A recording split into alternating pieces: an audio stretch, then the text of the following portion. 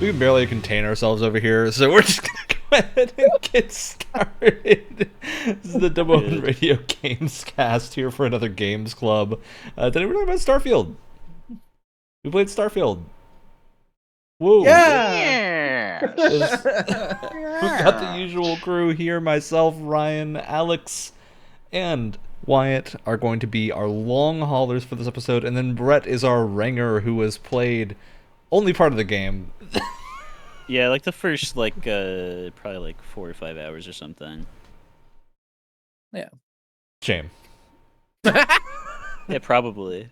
Gonna try to make this as controversial as possible, Brett. All right. That's a nice hand Yeah, there. well, It'd be a shame if you yeah. put an S in front and an E behind it. Shut up. Okay, to fill in how these things go for anyone that hasn't seen it before, for our Games Clubs, we start off with a non-spoiler discussion. That's probably going to be a decent chunk of time for this one, because I think there's a lot we can talk about here without spoilering anything, and then we're going to have a hard cutoff. That is, we're going to get into spoilers moment.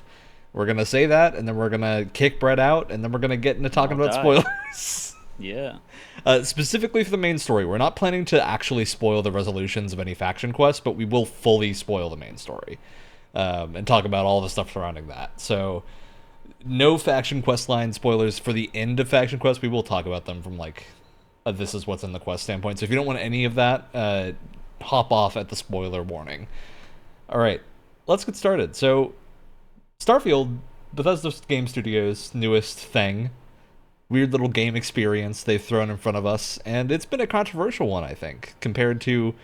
Maybe controversial is not the right opinion, because I don't think it's actually controversial. What else hasn't been controversial in the past review. couple of Bethesda and ZeniMax releases? It's unfortunately. Well, here's the thing. I would say it's divisive. I think that's the best way to put that's it. a better word. But I would think say that's it's divisive. compared to their previous release, I would say that that's a massive improvement. Yeah, Their previous this is very true. now is their previous release being like Fallout 76 or Arcane's Redfall? No. I'm Yes. talking about Bethesda. Well, yeah. You really could throw either one of them in there. Yeah, either Different works, team. but in terms of Bethesda developed, right? Yeah. Primarily, they've gone from what the heck is this, Todd? You've ruined my childhood. To, I think that's the best way to describe it. Yeah. So I want to preempt some of this because I think there's been a lot of discussion about this game from a lot of various perspectives of people who are and are not familiar with Bethesda's formula in terms of game development, and a lot of people that haven't necessarily played a Bethesda game, because this was really high profile. Like Starfield, I think, is a game that Xbox as a group of studios, conglomerate for Game Pass and whatnot, Starfield's really been the game that they've been shouldering a lot of weight onto. They've been like, this is going to be the big release, because Redfall missed. We didn't have a AAA thing for the entirety of 2022 to go on Game Pass. That was a big deal. So, Ryan, Redfall didn't miss. Sequel. Redfall didn't miss. It didn't even go out of the dugout to home plate. Stumbled before hitting home plate. It was like walking up the steps. It was like walking up the steps out of the dugout and then face planted right on the ground as soon as it left. It tripped on its way to the car to drive to the stadium. Yeah, I mean, it's really just unfortunate. But that's not a Bethesda issue. That is a Arcane, I think, Austin issue that, not great. But this history of that game's development is also pretty wacky, and I think it's a very different scenario than we were looking at with Starfield. Starfield, Todd Howard's dream game. Reinventing it. Yeah. The labor of love. Yeah, the labor of love. Todd Howard's dream game, originally slated to come out, I believe, in 2021 was the original release date, and then internally, at least from all the stuff we've seen surrounding this game originally, and it getting pushed back. It was meant to release then last year in November, and then got pushed to this year. So, yeah, I think we've had a wacky state in terms of Starfield's development, but that means they've had a lot more polish time, and this game is a lot more functional than most other Bethesda games are at launch. Which is to not say it's perfect by any stretch absolutely of the imagination. Not, but it is functional. It is not a Fallout 76. Very interesting to see them patch some typical exploits that could be found in Skyrim, like the underground chest stuff. Yeah, I think that's just the nature of like, because Bethesda's Skyrim came out in 2011, and yes, there's been like re-released versions of it for eternity since then for the last 10 years, but Skyrim is like from a different era of game development. It wasn't where really live service yeah, was straight not up. a big thing. Like people weren't patching games as much. So to see Starfield come out into that landscape and actually get patches and whatnot has been, I think, very encouraging. Though there's I hope always they the continue. warning here. The problem with any patch with a Bethesda game is always that every time a new patch comes out, it's gonna break mods, and that's unfortunate. Yeah. So the game Along has with to other settle things at in some the point. base game. Yeah. Yeah. All right. I'll let's say hop this into... too. I do want to say this in Go ahead. terms of like technical performance, right? Because I remember like one of the things that was tossed around when people were playing the game but were under NDA and couldn't talk about it. So like, oh, this is the most bug-free Bethesda game. I've played like however many hours and haven't seen like one bug. The thing is, this is one of those situations where the first third of the game is pretty good, and then the technical state begins to just decline afterwards. Oh, really? And you can tell that it was a lot of the testing was done. That's what it feels like, is that a lot of the testing was done and in that like first third, first third. And then it just kind of declines afterwards. Not to a point of like Fallout 76, but we'll get into some of the weird. Yeah, and I would say not even to the point of like something like Skyrim or Oblivion at their regular No, states. it's mostly fine. It's mostly pretty good.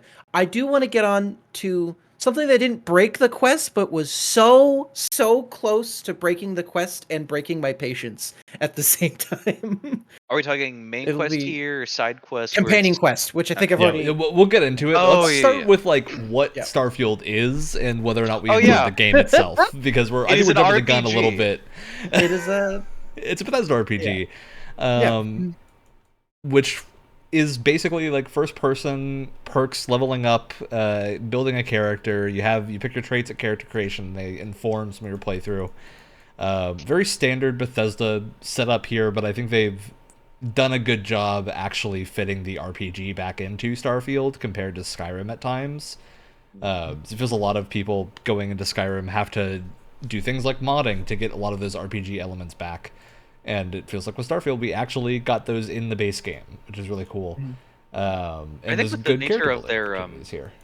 with the nature of how you unlock and upgrade perks and the limited nature of points that you can actually use really helps with making more defined builds Yeah, for sure. as well throughout the game. I think this is the best perk system we've had in a Bethesda game at like launch state. Not to say that I think modders won't improve it over time, or that Bethesda won't come up with something better for Elder Scrolls 6 or whatever, but I think this is probably the most functional one that we've had baseline.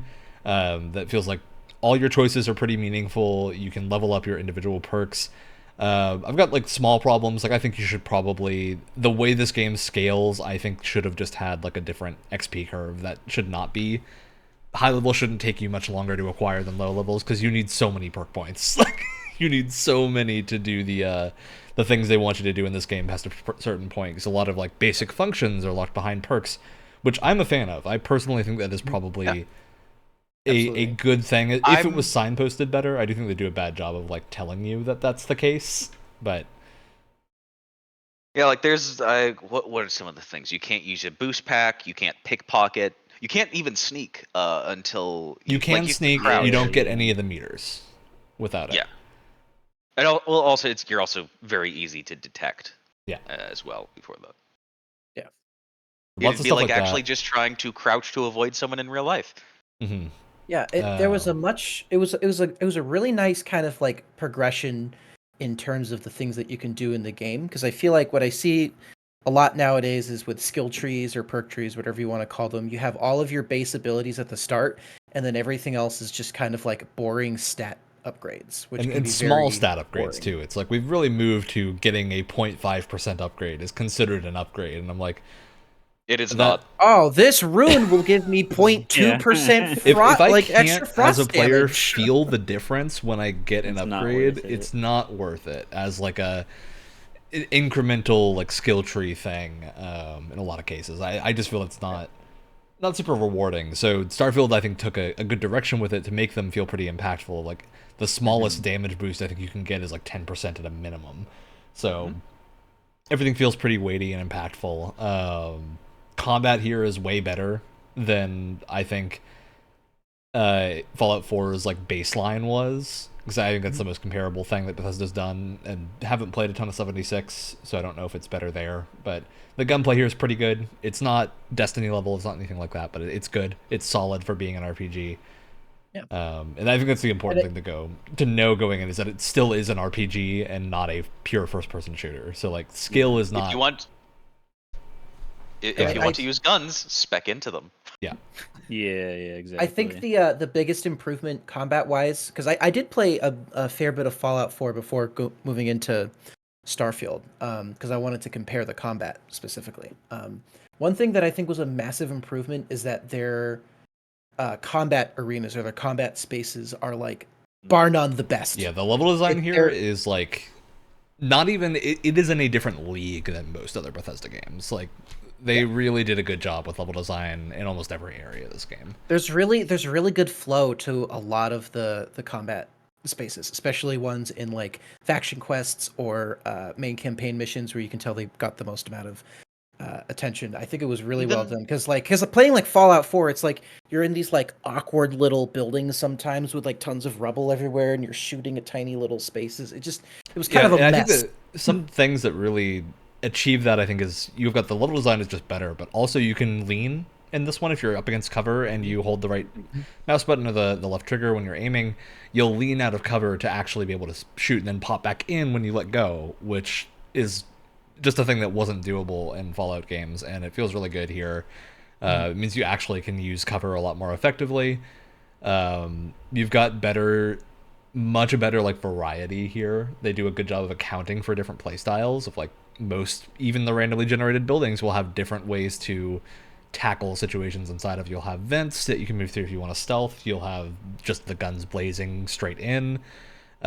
Being good with technology unlocks different pathways, so you can like interact with stuff that you wouldn't be able to interact with normally, which is very fun. It was cool to, and we'll get on to how this game kind of reuses a lot of, buildings and sites and a lot of their randomly generated planets. But one nice thing is that, having these like all-inclusive combat spaces mixed with all of the skills and the things that you can eventually spec into, it was really fun to tackle the same spaces but in different ways now that I'm far more leveled up without having to like backtrack or do New Game Plus or something. So that really helped with variety in terms of like clearing out the same building. You can really feel the difference between like low level and high level here, which I think is very important. In a really interesting way, it felt like with the revisiting areas, I wouldn't say that I got bored or tired, but it's definitely very noticeable when you run into like the same cave or dungeon, multiple times.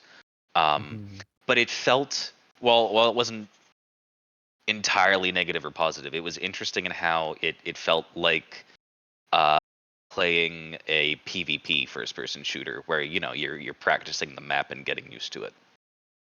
Yeah, for sure. Fair warning, we're not going to spoil anything major here, but we are going to talk about everything that was shown in like the direct that came out way back, including things that we didn't have gameplay details for that were shown, aka the space magic. So if you don't want to hear about that, don't listen to this next bit, because I'm about to talk about it. I think largely the powers here are pretty cool. I don't know, Brett, if you got to them, because you can easily just like not if you don't do the main story immediately. But that first power you get of like the anti-gravity field, super satisfying. I think that's one of the most creative powers that Bethesda's done, of like, it's a thing that is just completely like offensive, but is really cool method of crowd control. That I think is a lot more fun than basically every other power in the game. You do get some cool ones later on, but I'm not entirely sure if it's as iconic as Fusro Da. I don't know if they were trying to make it that way. It is very fun. Nothing will ever be like nothing will ever match that. But I do have just an absolute insane amount of fun with the force push. Yeah, the gravity wave thing. Yeah. Yeah, there's lots of fun stuff here. As a hoarder, I got a lot of use out of the personal atmosphere, which means if you're sprinting, you don't use any O2. So if you're over encumbered like I am for 80% of the game, you don't run into that O2 issue, and you can just sprint, get wherever you need to go, and it's really nice that they kind of catered to hoarders. Yeah. Mhm. The powers are generally really fun. I just want to bring them up because I think they did a good job of incorporating space magic in a way that's not overpowering, but is also still, like, they're very satisfying to use, and they feel impactful, except for some of them. Like, the direct damage one is just really weak. So The plasma bolt, it's the equivalent of like solar a flare. fireball from any other Solar flare. Bethesda game, but it's very weak. It doesn't really do much. And a few other ones are also like that, but most of them are pretty different and very fun. And I'll you can say do things like have summons if you want to, which are cool. I'll say narratively too, I like how they didn't feel too out of place because it's all based on gravity, right? Which we'll get into, but it was a nice way of taking this very like realistic depiction of like a sci-fi future, and then having mysterious alien powers that don't feel silly or out of place. I think they threaded that needle really, really well. Yeah. Except for maybe calling the detect life spell synth star stuff. That's the name of that one's really funny to me. All right, so we've talked about gameplay. We've talked about a lot of our positive thoughts about things. I do want to get into negatives early on because I think we are going to have a lot of positives to say once we get into the spoiler section. And I think, spoiler alert for like our feelings on the game, at least 3 of us are pretty happy with our Starfield experience, I would say. I am. And one of us played 4 to 5 hours. Yeah. I think that one of the pervasive thoughts that keeps coming back to me after I'm not immediately playing it, or like in the aftermath of finishing a Starfield session, I'm just like, it felt like the equivalent of video game junk food. Yeah, I get what you're saying. I think It's very fun and satisfying in the moment, and then when you look back on it, it's like one of the, I guess, the pain points for me was after how long this game's been developed, it didn't, at least when I think back on it, it didn't really evolve or do anything new with the Bethesda formula. Yeah, that's what I want to talk about actually first, I think, Alex, because I think you've really nailed in on something there that is, I think, a lot of people's biggest problem with this game, which is this is a Bethesda game that didn't evolve exploration, despite, like, theoretically being about exploration. And, like, I agree with you. If I'm not doing a faction quest or, like, an actual side quest or something that I found, it can just feel like you're doing functionally nothing when you're playing this game for, like, a smaller session. Compared to a lot of other games, it just feels like there's very little reason to do a lot of the exploration that they try to push onto you. And I'm specifically talking about things like landing on uncharted planets and landing areas. Oh my god, the game needs vehicles so bad. Dude, It really does. It needs it so bad. They were like, it is funny. a travesty. so adamant Oh, that the did game they was not so think of small that? scale that it doesn't need vehicles. And okay, And so then, the closest thing to my landing site is 1,000 meters away.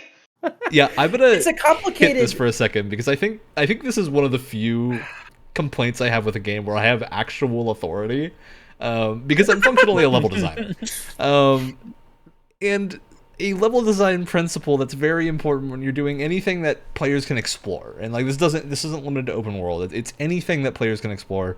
You want there to be something interesting at least every minute, right?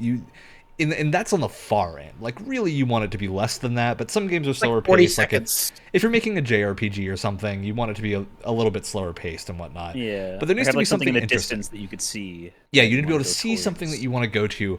Starfield completely fails at this. It is... No, yeah, it doesn't do any of that. If you want to go do an interesting thing, you've got them on your map. They are generally about like 600 to 1,000 meters apart, and it's just walking. Like, it's just slowly walking. Maybe some jumping if there is a rock or a thermal vent in your way. And nothing interesting will happen on the way. I can guarantee you that, because you might get some bounty hunters that fight you, but oftentimes they'll just land too far away and then not engage you anyway. Oh my god! So... Yeah, the amount of times I've seen a ship come down, and I'm just like, oh wow, I can't wait to see if like it's someone friendly for once, or if it's like another horde of bad guys I get to test a power on, and then it's 700 meters back the way I came. And that's the thing, like, these encounters and random events can actually be pretty fun. Like, I don't think that they're a waste of time in the way that a lot of people have complained about with this, but I do think they're just too far apart. Like, you spend too much time traveling. Oh, I mean the first like the first time and then the subsequent times that a spacer ship would land and then I kill everyone that landed on the planet and then ran up into the ship, killed the entire crew, and then took the ship for myself. That's awesome. That's a lot of fun. Yeah, but it sucks when you have to walk 5 minutes to do it. Like, because it means actually 5 minutes. Yeah, legitimately, like you hit a point, I think, where you're just the risk, not even the risk reward, the dopamine hit of whatever's at the end is not worth the 5 minutes of monotony that is walking and holding the W key. It's a brain stimulation issue. Like I don't mind the more like grounded like what do they call it, like cassette future aesthetic where like the planets are like like the planets for the most part are, I mean, if they're not a real planet, like they're kinds of planets that you could feasibly set foot on in real life someday in the next like 1,000 years or something.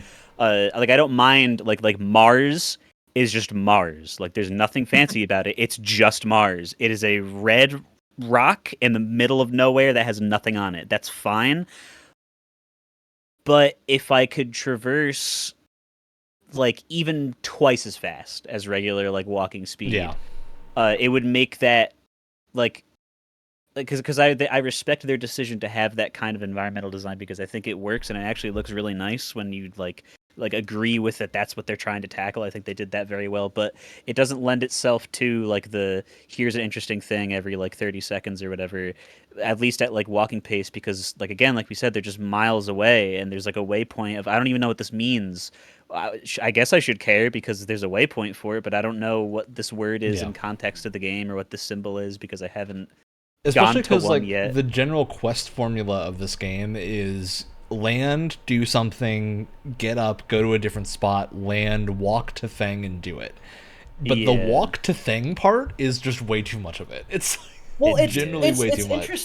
It's interesting too because I can't really say with any certainty, but I'm going to say with a tiny bit of certainty that this exact thought was going through most, people working at Bethesda. They're like, okay, we're running around too much. So here's the thing. There's two solutions, right? I kind of understand why there isn't vehicles because there's already so much going on in this game already that having to develop different vehicles that have their own controls and their own physics and stuff would just like tack on so much extra dev time. I understand why it wasn't done. The solution in my mind was just to make the area that you land on a lot shorter, like a lot smaller, and then you can have those things together. And then you can have those points of interest kind of more closely packed together. Okay, like running into the invisible walls if everything was like 2/3 closer together.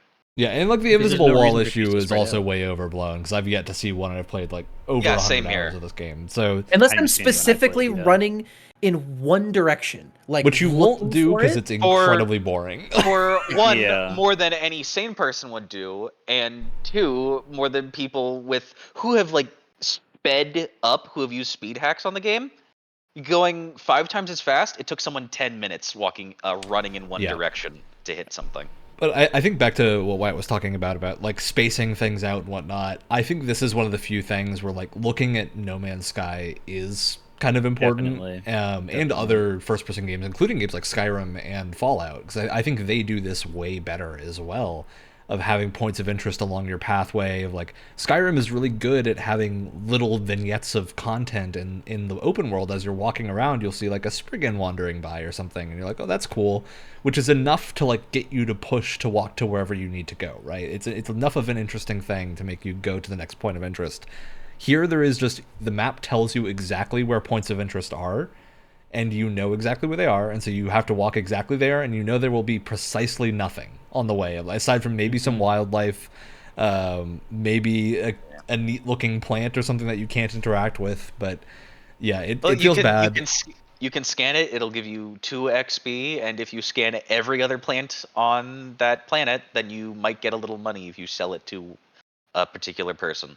Yeah, It's um, there's also scanning as a mechanic is like interesting flavor wise, but not really worth. like it would be fun in a different doing game, anything and with. that game is No Man's Sky. Like, Yeah. that's the unfortunate thing. I think they landed at like the whole idea of the exploration half of this game is just very, and saying half is very generous here, I think, because it's really, if you play this game looking for exploration, you will be disappointed. Yeah, it's not an it's not an exploration game. It's Yeah, not a if you space play this sim. game looking for a typical Bethesda game and ignore exploration, you'll have a much better time. But that's where this gets hard, because I think in other Bethesda games, like Oblivion and Skyrim and whatnot, and Morrowind, exploration is a lot more rewarding than it is in Starfield. Yeah.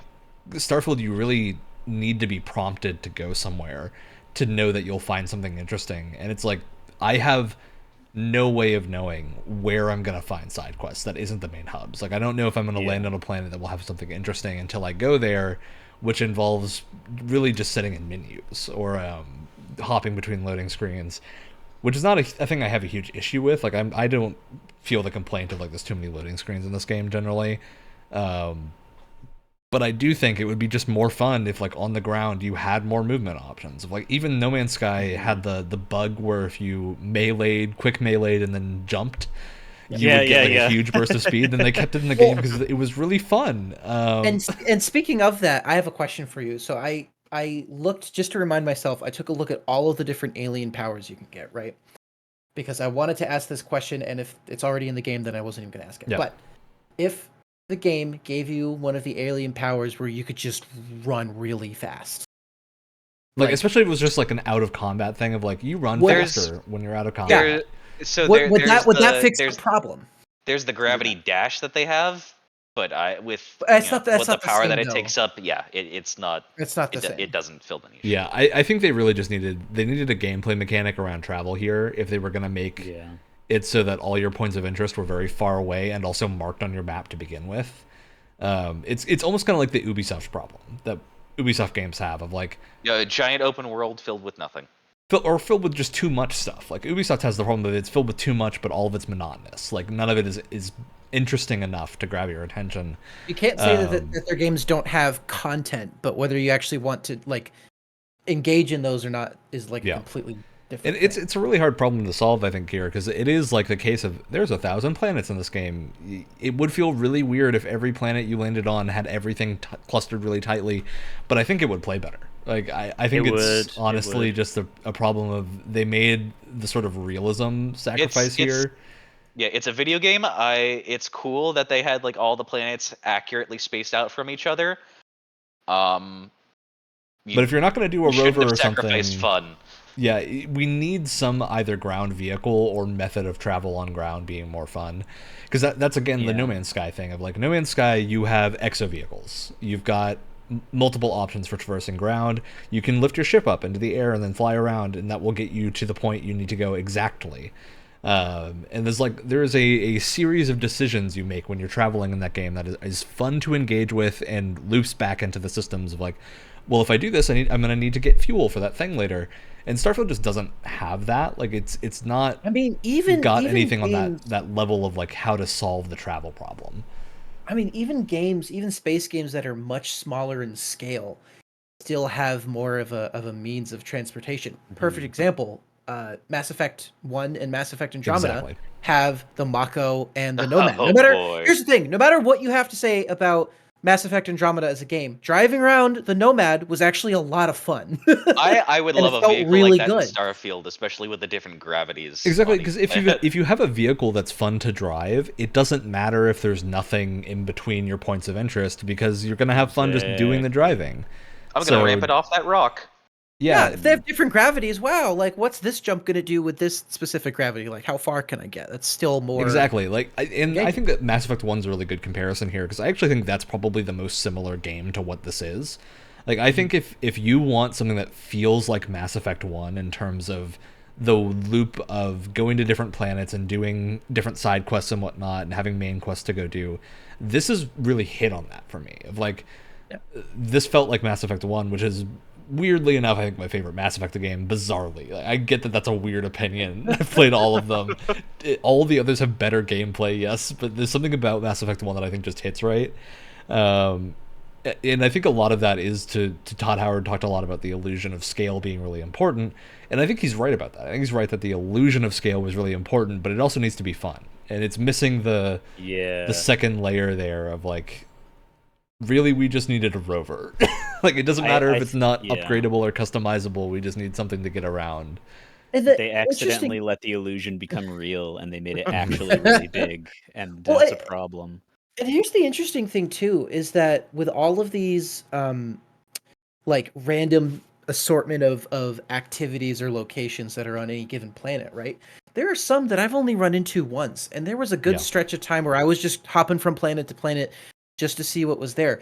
It's not that they don't have a lot of things to go and explore. There's all sorts of interesting little things that they can pack in the same kind of like space that they have. Like, one thing that I only ran across once was a bunch of, I think they were just like UC Marines, right? They were in this little like hovel, this little homestead, and they put in a bunch of robots for like target practice. And they were supposed to be going throughout this like little area and just shooting robots to like practice their squad formations. Like, just little stuff. And there was a lot more of these like random like events or moments than I was expecting, and it's like, you can put more of them around. You don't just have to have 4 on every planet, on every little area. You can have more of them. Why not? Yeah. And I think that's another really good point. It's not that there is not interesting content here, it's just that it's really hard to know if you're gonna get the interesting content where you're going. And I think in particular, something that really has made me think about like how they do planet generation and stuff, because I think it's super interesting. They have really cool tech as to how all this stuff is generated. Like, when you go back to a planet, the entire planet is generated. It's not that like it's going to be the same as other people. The points of interest will be different, so those are different between players, but the actual geography and everything is still the same. And what's really interesting is there are like places you can go to that you'll see like the biome transitions between different biomes and like the transition to coastline, but you have to be so precise with your landing spot. It requires mods, basically. Yeah, which is crazy because those are the coolest areas in the game, and it just makes it almost impossible to find them because you have to like nail down onto these specific like percentage parts of the planet, and it just feels like that should have been most things. Like, I legitimately think like them allowing you to land anywhere on every planet means it's so much harder to find the cool spots to land, and I would have much preferred that they had just like, for some planets they do this and they have landing sites. I wish every planet that had like a cool thing would get a landing site along that cool thing, where it's like, here's where you land to find the interesting stuff around the space. Because it just often feels like there's very little there. It's unfortunate because it does exist. It is in the game. It's just hard to find. It's a wacky situation that they put themselves in with this. And I hope Elder Scrolls 6 doesn't work this way. Like, if it does, it might be a game ruiner. I think Elder Scrolls 6, because a lot of theories are going around that they're going to use this like planet gen tech to generate Nirn or something, and that will be like the point of Elder Scrolls 6. I don't know that that's true at all. That's completely. You mean like how they would do the random, how they did the random generation in Daggerfall? Yeah, like that's sort of the theory here, which I think it might work better if it's just one planet than many planets. Which, a funny enough comparison, the transition between points of interest was as empty as Daggerfall. Yeah. Except in Daggerfall, you had the option to fast travel there, and it was an interesting thing with like, okay, it's going to cost this many resources, this many days. That's the thing. Like, if you're going to do that loading screen system, you can make it interesting. You just need to have things happen along the way, and it feels like they often just won't. Well, here's my question. This is why I'm being represented by the funny Norman Rockwell meme. This is my first Bethesda game. I've been, much like how Elden Ring came out and everyone and their grandma heard about it, and then Armored Core came out and all the people that just know FromSoft from Elden Ring were like, what? This is Starfield has been in the zeitgeist now for long enough for other people to care that are not Bethesda fans. I've never played a Bethesda game before. This is my first one. What? Because I've heard a lot of opinions on this. Would you guys consider this to be like a really good Bethesda game? Like just not like no like specific things. Like what? How would No. you? I would say this this to is a be- really good game, but it's not a good Bethesda game. In terms of, like, it's missing the reason I referred to earlier is, like, exploration being the second half, even though it's not, like, half of the game in Starfield. Every other Bethesda game, it is half of the game. Okay. I think that's the aspect that's missing, is, like, making that exploration fun. And I think- want to be really clear here that I'm being very negative, but I really like this game. Like, there's both there's room to really like this, but also have problems with it. So I want to be clear about that. Like, it's not that I don't like the game, but I see where the issues are. I have a slightly different take on it in that I really like Bethesda games, and specifically because of something that Ryan and I have talked about, is that they fill a specific niche that not a lot of other developers can really fill in especially in like the scale that they can, right? It's just kind of them and Obsidian, and like that's kind of it. Yeah, you can maybe count Cyberpunk, but Cyberpunk's not going to hit that for, I think, most people. Yeah, but the thing for me is that as much as I do enjoy playing Bethesda games, I kind of bounce off of them, and I have a really hard time like finishing one. You know, this one was I feel like the first time I've played a Bethesda game where it really held my attention, like for the longest out of any Bethesda game that I've played. And I think a lot of that is down to the setting. I just find sci-fi more interesting than like fantasy. But I don't know. Like I think the main we'll get I think into it helps the that main like the story. main mechanics are better here. Like there's It feels it's the more moment fun to play moment. it, moment to moment. Yeah, the moment to moment is a lot more fun for me. Like I said, that those perk trees really kept me engaged. That was like one of the main driving forces. Yeah, and like this one has a good loot system too. We haven't talked about the good loot system. I think that makes it really interesting to find new gear. Interesting gear, but another one of the problems that I really hope doesn't bode well for ES6 for me is that with each game that they've done, they have lessened and lessened the amount of armor you're able to equip. I think that's so fair. many fewer. There are so many fewer equip slots, and I am horrified that we might get just 2 pieces in 6, which is just helmet and body. I hope Elder Scrolls 6 doesn't go that way. I really hope. My dream, which I know isn't going to happen, but I can dream, is that it goes back to the level of Morrowind. you know with level of Morrowind with the support that they have from Xbox, because it was so fun. For people that haven't played it, you can kind of like layer your armor in Morrowind. There's layered clothing. You can have like undershirts, robes, and you can turn that into padded clothing. Then there's armor on top of that. And then you can put robes on top of armor or armor on top of it's very interactive. And then there's also things like with greaves versus boots. There's pants and boots parts, and even things like right and left pauldrons. See, that sounds awesome, but I like imagining that in the way that Starfield's UI is set up makes me it would want be to throw my computer in the garbage. There's also the been UI is the with next negative. mods. I think we got to talk because about that- is UI. With the That's the mods, there thing. was also an immediate fix for those, and we're just like, oh yeah, that Yeah. was needed. Like that's the reason that I asked the question of would you guys consider this a very good Bethesda game, because I've seen I mean, obviously this is just my view of my corner of the internet that has been algorithmically catered to exactly what my brain wants, apparently. I've been seeing a bunch of people be like, "Oh, this is like the best Bethesda experience," and it's just like after playing what I have of it, and after stopping, I was just like, "Wow, well, I guess I just don't want to play another Bethesda Yeah, game then, because if this is a really good example of one that they're just not for me at all.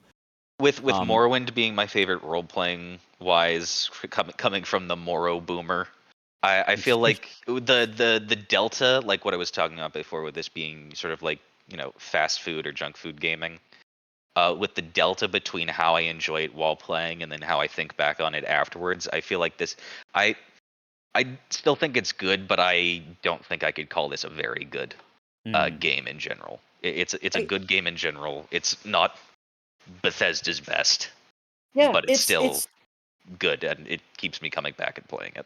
yeah, it's interesting because like any comparison to previous Bethesda games is totally fair because that's what you do when a company releases a new game, you compare it to their previous work. Totally fair. But at the same time, to me it's like it's almost like a different beast in terms of like Well, it's a new IP. What a Bethesda game is. And it's really I always push for like, because this is the Ubisoft problem, right? Of like, if you have different franchises, especially like if you're known for like we're the RPG guy, we're the strategy guy. If you have different franchises, make them feel different from one another. Yeah, right? instead of just Like- doing the same thing Like over and over. Ubisoft games, it's like you play Assassin's Creed Valhalla and you play Far Cry 6. It's like, yeah, one of them you hit things with an axe and the other one you shoot things with a gun, but like, God, they feel so similar, right? Whereas with like, I like how Starfield feels a lot more like compartmentalized in terms of like, okay, now you're in your ship specifically. Now you're in Aquila City. Now you're in a floating space station or something. And it kind of feels more like a BioWare game in a sense. And I like how that feels different from like, oh, Fallout, big open world, walk around and explore. Skyrim, big open world, walk around and explore. It feels so different here. And like we've said, the exploration isn't perfect, but I like how it feels different. I like just how compartmentalized things are. Because I think it fits the setting really well. Maybe that just helps with my ADHD brain and trying to stay focused a little bit more. I think there probably is something to be said, particularly for you, Wyatt. I think what might be hitting that for you is just there's a lack of distraction here compared yes to and no. yes and no. But I think outside of like the main cities, there is a real like ability here to finish a quest that you started without getting pulled off of the path, which I think does really help the faction quest lines and other stuff, where it feels like you can really go in. And they also did a much better job of like making them feel different, where you're not going to be the leader of every faction at the end. Like there's not oh, thank God. Every one of so them has their happy own about that. context and their own stuff, and like maybe you will be leader of one of them, but it's like it's a unique situation where everything feels like it was designed very differently compared to Skyrim, which most of the faction quests were just very homogenous. That said, I think if you were expecting that, like, a lot of people, I think, love the diversion factor of Elder Scrolls, of like, I'm going to get diverted to do this other thing. And I say specifically Elder Scrolls because I think Fallout also is a lot worse at this. And by worse, I just mean that they don't try to do it as much, whereas Elder Scrolls really does go for, we're going to pull you off of the path to do things, and we're going to have you go do this other stuff, and it's going to be like a whole world to explore. And I think a lot of that in Starfield comes down to just setting of space is so much more, as you just said, why compartmentalized and different. Like you have to have this sort of separation from an individual landmass. Whereas like if you're playing Oblivion, Morrowind, or Skyrim, or Fallout, any of the Fallout games, you're in one like region of one space, and they really nail into the history of that region. And I think for some people that depth of getting to know a single location is really interesting, whereas in Starfield it's more about get to know the whole star sector that you're in and what's going on. And to be clear, I do like both approaches. Maybe it's just because we've gotten so many open world games recently, where something like this that again more compartmentalized maybe just feels more fresh to me, and that's why it was more engaging. But I like the both compartmentalized stuff is the best stuff in the game by far. Like, yeah. Like listen, even if this is your 10th science research station that you've come across, there's a lot of things that they pack into that one science station. Even if it's just a lot of it is like useless junk. It looks cool. You can pick things up and put it down in your ship for decoration if you want to. It's really luscious like use of space in these in these Which does buildings. bring me to another thing that I think, Alex, you hinted at this earlier, which is the copy-paste sections. So there is, because of the random generation, if you get the same thing, which in my first playthrough, I never happened upon the same thing twice. And that was really, really good feeling. But at the same time, that was partially because I tended to avoid going to, like, if I saw a science station that looked the same from the outside, I would just keep going. Like, I wouldn't go stop at it or something. But if I didn't, on my second playthrough, I've seen like 3 of the same station and not many of the others. And it just feels like the generation's a little weird, in that you can really end up seeing the same thing a lot, depending on how lucky you are. I've gotten the same cave layout 4 to 5 times per game or new game. I've gotten the same sort of, like the ecliptic base camps are all the same for how they're laid out. Their levels are fun for how they're laid out, but they're all the same. Yeah, and I think especially something that is missing here in the non-story related stuff is just context of, like, why is this thing here? Because of the random generation. Like, it's very clear that they can't have reasons for everything to be there. Yeah. But you'll land on, like, the furthest out of the way place, and it'll be like, oh, this is an uncharted planet, and then there will be like 6 science stations in the spot that you landed on. I'm like, this human feels weird. settlement. Wait, what what? are you doing here? I'm in the middle of an electrical storm. How did you guys survive? Which I think would be fine if this were in the context of, like, after the events of Mass Effect 3 or something, where, like, everything has been, there's, like, a lot of forgotten space around. But this doesn't really justify that in any way, so it just feels weird. I think they kind of justify it, to be fair. I don't think it's the strongest justification, but They it's justify there. it as the colony Essentially, war between the 2 factions, but if you go to the other end of the Starfield and land on a planet there, that, like, there's no way this was involved in the colony war. Like, yeah, it's wacky. Yeah. I do wonder if this would have been more controlled if they, like, just cut the number of planets in half, like, just cut the amount of it down. or just make the spaces smaller. I'm fine with that. Because there's Yeah. so many Smaller and planets just that more are just condensed with stuff. like it's nice that they have like the 3 dots that you can see, so it tells you where there's points of interest on a thing.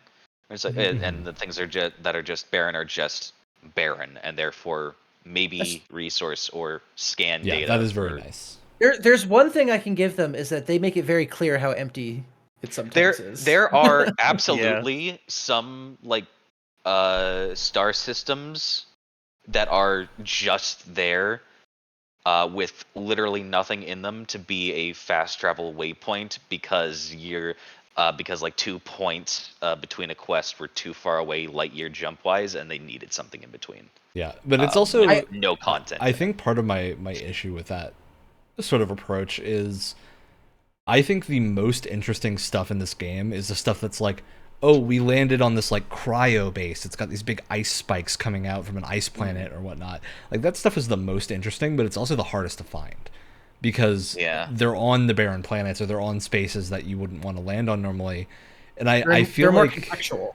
Yeah, like, I almost think what would have been useful here is like an orbital scan or something that gives you an interesting point of interest to land at. Which is functionally what happens if you go to, like, the mission kiosks and do missions off of them. That's kind of how that works. But it is just a case of, like, I would love to see more variety in things. And yeah, I'll talk about more of this stuff in the spoilers section, because I think some of it involves that. But I would like to see more, like, creative space stuff here of, like, we have, like, a xenofauna research facility or something that's just random stuff and not tied to the main story. Like, I think there's a lot of opportunity to do something like that in the open world areas. But they try and give some buildings some context, because I was with Sarah most of the time, and I'm sure the other companions mention things too. It's like you'll go to some random abandoned research station. It's like, oh wow, the discoveries they've made here is like light years ahead of anything that we have at Jemison or anything like that. It's like, okay, expand on that more. What does that mean? Yeah, like, I need a specific, and I think part of it is that most of the NPCs you find that are random don't have names. And this is like a little thing for me, because I recently played through Skyrim with a mod that gives every NPC, even if they're just a guard or something, a name. It does nothing. There is no other change, but the like immersion feeling from that is dramatic. Oh wow, that bandit's name was Bally Wobblesticks. Yeah, like I wonder if he had a family. I really think Starfield would have benefited from something like that. Of we're going to name every character so that if you speak to them, they have a name in the box and it doesn't just say like photographer or something. Oh, I mean, if you want that kind of feeling in a game that isn't modded, I mean, Watch Dogs Legion, like everyone has a name, everyone has a background. And Watch Dogs 1 and 2, like they both do that as well. Exactly. And it's really cool. It's the coolest thing about those games. And yeah, I think Starfield really could have used some of like particularly Watchdog Legion tech. I think this would have been the perfect use case for that tech. But it's clear that like they had just never designed with that in mind. And again, like I like this game a lot, but I think there's a lot of room for improvement here, and I hope we see some of that with Shattered Space, because we know this game's going to get DLC. We know it's going to get updates. It'll probably be getting a similar treatment to Skyrim over the next few years while they're working on Elder Scrolls. I do want to talk about some other stuff before we hop into spoilers. Oh, I do have a question for Brett though. What was the majority of your playtime? What did you spend doing there? Was it random roaming? Was it doing side quest things? I made the mistake of wanting to explore in the space exploration game, and it very clearly is not built for that. Even though there are like vestigial mechanics that seem to make you believe for but a short moment that it could be a viable thing. Because I was like, oh, I can be like a little bit of one of the starting perks is like zoologist or something, or like xenologist or something. I was like, oh, sick. I didn't even think that this was a thing. I was going to be funny and do chef. I think I'm going to go look at all the cool space creatures and space rocks.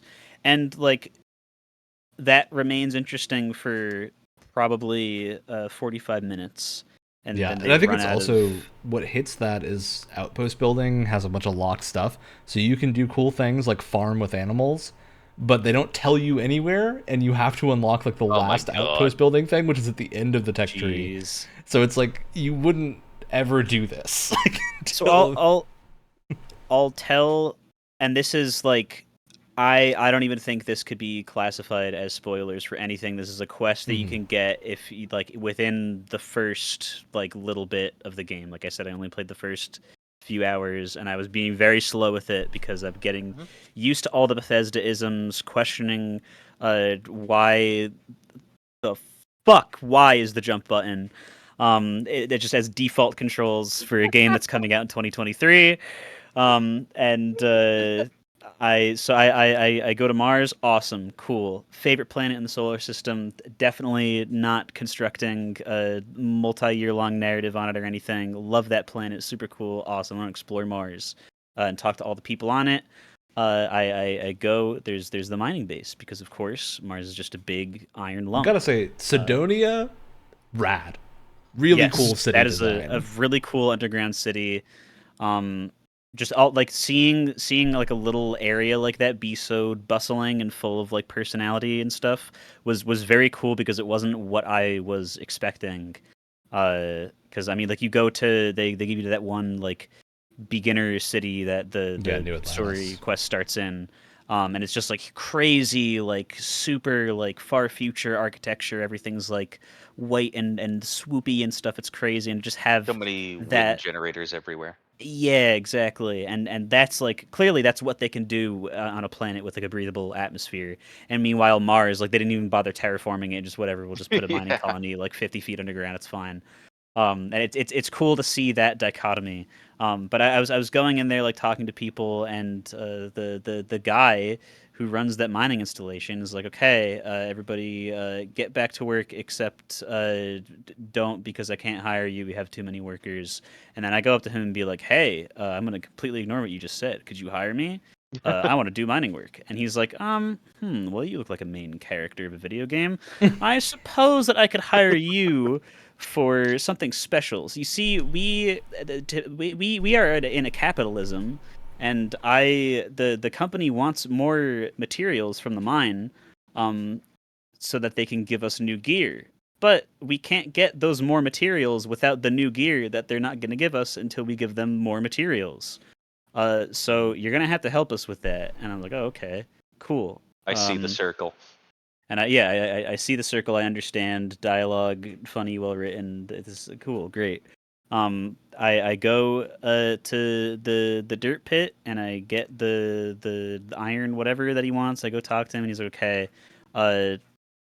Awesome, you got the stuff. I don't even remember exactly why, but we need to get you into the company, so you're gonna have to apply. So go to Phobos next door and apply to our company.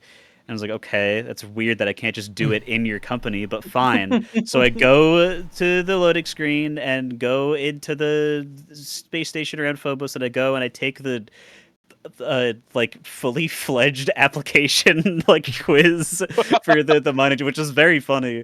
I don't know if any of those background. maybe I don't know if any of that actually impacts the results, but it was fun to try to be like, oh I didn't realize I actually had to think about this.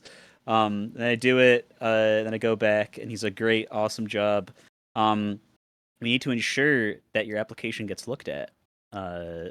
So in order to do this, you're going to have to go to the application lady Oh no. while she's on break, and you're going to have to delete every single other application besides yours on the computer, so that only yours goes through, and that you can be the new assistant my director, or God. whatever.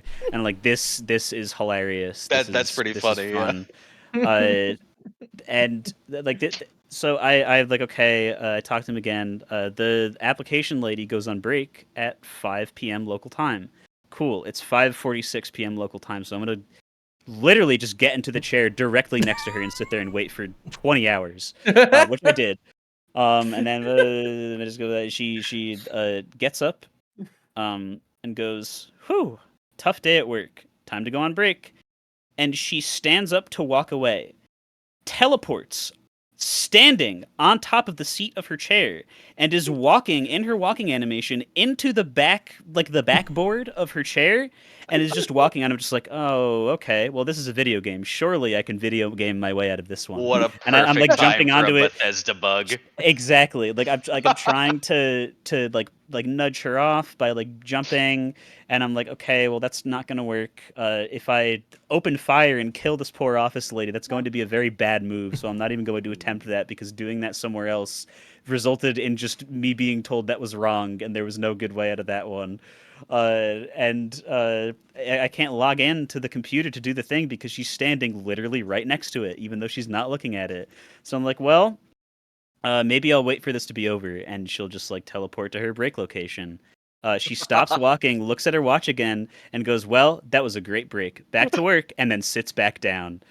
And I was like, "Well, I think that's enough for me." It's so funny. It's so funny because I can picture it so perfectly in my head. Yeah, it I know sounded exactly like you what were- happened in every step of that.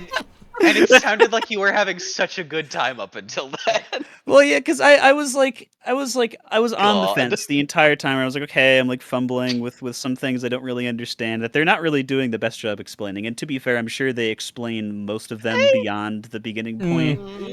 No, Okay. they don't. This game Kind of does that as well. depends. It kind But of I was like, okay, I went around and scanned all the rocks and ran into a little like criminal bad boy outpost, whatever. That was, I'm not gonna walk for something that's like 4 kilometers away or whatever. I looked at the spaceship building menu for 20 seconds and promptly never opened it ever again during that Best thing in the game. playthrough. The spaceship the spaceship building menu. I know they did, but it makes me feel like they didn't have a UI designer. Yeah. I need a 4Babies. I need a 4Babies version of that, because I'm sure. I mean, I've seen it. The stuff that people can make out of it is like incredible, but People just have like literally Someone made a made ships- hamburger. People have literally Yeah. made ships that cannot be damaged. I don't know if you. yes, I saw that. What? It's the classic. So here's the dummy thing. ship strat. From Well, Kingdom because Hearts. here's the thing, right? Is that enemy ships only attack the middle of your entire ship design. So if you build a ship that's just a giant frame with my nothing in the God. middle, Mhm. they can't shoot you. Oh, that's Yeah. amazing. Make the circle, create the loop. It's fantastic. It's a literal loophole. But like a bunch of things added up to me just being like, ugh, well, this was annoying. I might pick this up tomorrow, and then tomorrow came and passed, and I was playing other things instead. Yeah. I think you would I have a good time doing one of the faction quests. Mhm. Particularly, I think the UC Vanguard quest is up your alley, Brett, because it does Especially if involve you picked Sidonia for a bit. But and Because that's especially if you picked the foodie or the chef and the because alien stuff or zoologist. and that's the other tricky thing about the exploration in this game, because we've been talking about it for a while. There's a lot of problems with it.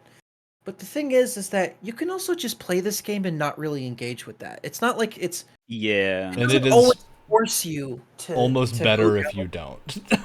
Yeah, it's like the extra planets. I kind of still stand by what I said when they mentioned how many planets there were and stuff like that. Where it's like there's a lot of empty space. There's still things to do in each area, but they're all spread out. That space, I think, can still be used quite well for modders and for people who really want to get into outpost building. I think there's Mhm. still a use for all of that empty space. And if you really don't want to engage with it, you can just fly down to a planet if you need a certain resource or something to mine it, and then you can just leave. You know, I'm not saying it isn't an issue. What I'm saying is, thankfully, a lot of it is largely avoidable if you don't really want to engage with it in Yeah. the first place. That's the thing though, is that I wish there was something within the human brain game design language that wasn't just a pop-up on the screen of Todd Howard saying, "Hey, uh, don't do this. Go play the rest of the game. Do not think that you can just explore and do a bunch of stuff if you're tired with the main quest And Brett, because you're that's just why I said this is probably not a great Bethesda in terms of like the Bethesda stuff, because if you had that attitude in any other, especially Elder Scrolls game, you would have a good time. gotcha. But in Starfield in particular, I think the way that the exploration loop works, you will, I think, actively hurt your experience if you go out of your way to explore without accidentally stumbling on the good stuff. And it's hard to know if you're going to stumble on the good stuff without, Yeah. like, a lot of the Well, quests Because you from main don't know areas if will you're lead going you to. to it, but Well, it's almost why when because one thing that you said early on, Alex, that I was actually going to mention that I disagree with, it's when people say like, "Oh, it's a Bethesda game. It doesn't really change the Bethesda formula." I kind of completely disagree with that entirely. Like I said earlier, it's kind of a different beast entirely in that the I think Alex was more exploration referring to like gameplay wise, like Yeah. moment the to actual moment function of the game. gameplay, Yeah, but I feel like in like the larger kind of overview of it, I think it's a very different and again, game it's in a more lot like of a ways. Mass I Effect think, one than yeah, an yeah, Elder Scrolls. which works for me as a Well, Mass I Effect think fan. I And definitely agree with you that it's different. I don't think it innovates at all in the past 13 or so years. it definitely Of the, refines it in Yeah, I terms think of the like the tech moment is to cool, moment. but it feels like they didn't stumble on the right uses for a lot of it. Yeah. But Well, that's it. We're what I at find our halfway point, so I do want to move the conversation along a little bit because we've been talking about exploration a lot. I think our general consensus is just that, like, yeah, it's your experience is going to vary pretty wildly, and if you feel bored, Yeah. just do a quest, like do a thing that is directed, and you'll probably feel better. But let's go on to, I think, just the general like opinions from everyone and anything you want to say non-spoiler before we move into the full spoiler section. And air good and bad things that you want to talk about a little bit. I have one immediately. Yeah, go I for get it. it. With the the different what I was talking about with builds being a lot more defined with the limited amount of skill points you can reasonably get from leveling up like a normal person in the game. Um, I've seen a lot of people talk smack about unarmed melee and melee combat in the game, and those people just don't know how to have fun with punching someone across a room because you can do that. You have to take some drugs for it to be effective early game. Once Hasn't stopped you anybody before. yeah, once in the game, not outside the game. I'm sure that could help though as well. Um, but once you get down to the bottom of the perk tree where you have like the really cool perks, it starts to be really fun. And it's basically, it goes back to the thing with damaging stamina or building up a stagger or an EM bar, to knock them down for a little bit, so you can get some more punches in and things like that. There's more powerful things with, like I said, being able to punch someone across a room. There's nerve strikes. Getting to be a better brawler, just increasing the overall unarmed damage. Something interesting with how stealth actually interacts with melee combat is that when someone is fully stunned, if you crouch down, you're immediately hidden to them and can get sneak attacks immediately. So with a 10x bonus on top of 50% base melee damage, it's lights out permanently for people if you hit them while they're down. That, and combining melee with a lot, I feel like melee also has very good interaction with a lot of the Starborn powers as well. With the reactive shield, if you're going full brawler, you can just rush into combat. You have a shield protecting you from laser damage that's just gonna, ricochet it back to people. There's the stop time where you can essentially flurry of blows on people while they slow-mo fly back. It's very fun. There's also disarming opponents, which that's been a thing in many games before. But yeah, I also have a better melee unarmed build than the Spiffing Brit, so that was interesting. Because he was having trouble killing someone with that. I'm just like, you're missing several aspects here. So that was an interesting feeling. Yeah, I do think the interesting thing with melee in this game in particular is I had to drop my melee build after a point just because I was getting no gear for it. Like I literally went like over a dozen hours with no upgraded melee weapons, and I was like, I just can't do enough damage despite having all the perks and whatnot. There is that. There's I guess some interesting melee perks would be immolation, where you can set enemies on fire if you attack them when they attack you. But there's also anything that is a melee perk on an armor thing. This armor has repelling, or it has the ability to possibly disarm someone when you attack them or they attack you, or stuff like that. When that happens, when the perk procs off of armor, it doesn't count towards skill quests. So you're better off having no perks if you actually want to advance skills, which is another big pain point, where you have to activate them. They cannot be activated passively via gear buffs. Yeah, I think melee in this game could use a lot of work. I think a lot of that is because I have been bouncing between the Cyberpunk 2.0 update and Starfield. And I think Starfield generally feels very good, but its melee combat experience is utterly trounced and danced on the grave of with Cyberpunk. And they're not super comparable games in a lot of ways, but I think just base combat feel wise, they are. And yeah, their approach to melee combat is a lot better. And I also think just even in Skyrim, it's more satisfying. And I think a lot of that is just down to you don't have tons of enemies that are doing ranged attacks in Elder Scrolls, so it feels better to be in melee. You have better ways to approach. Same deal with Cyberpunk of having the ability to use something like a Sandevistan or air dashing to get closer feels a lot better, especially because there's another weird quirk with Starfield is the boost pack is pretty essential skill for everyone. Very good to have, but it launches you pretty far upwards and kind of kills your momentum. I think it could feel a lot better. But it turns out on the PC version of the game, if you bind a secondary hotkey for the boost pack, it does a vertical boost, or not vertical, horizontal boost. So it will launch you forward with much more propulsion than if you were doing the spacebar jump. If you have a secondary key bound to basically work as a dodge key. And I had much more fun doing that.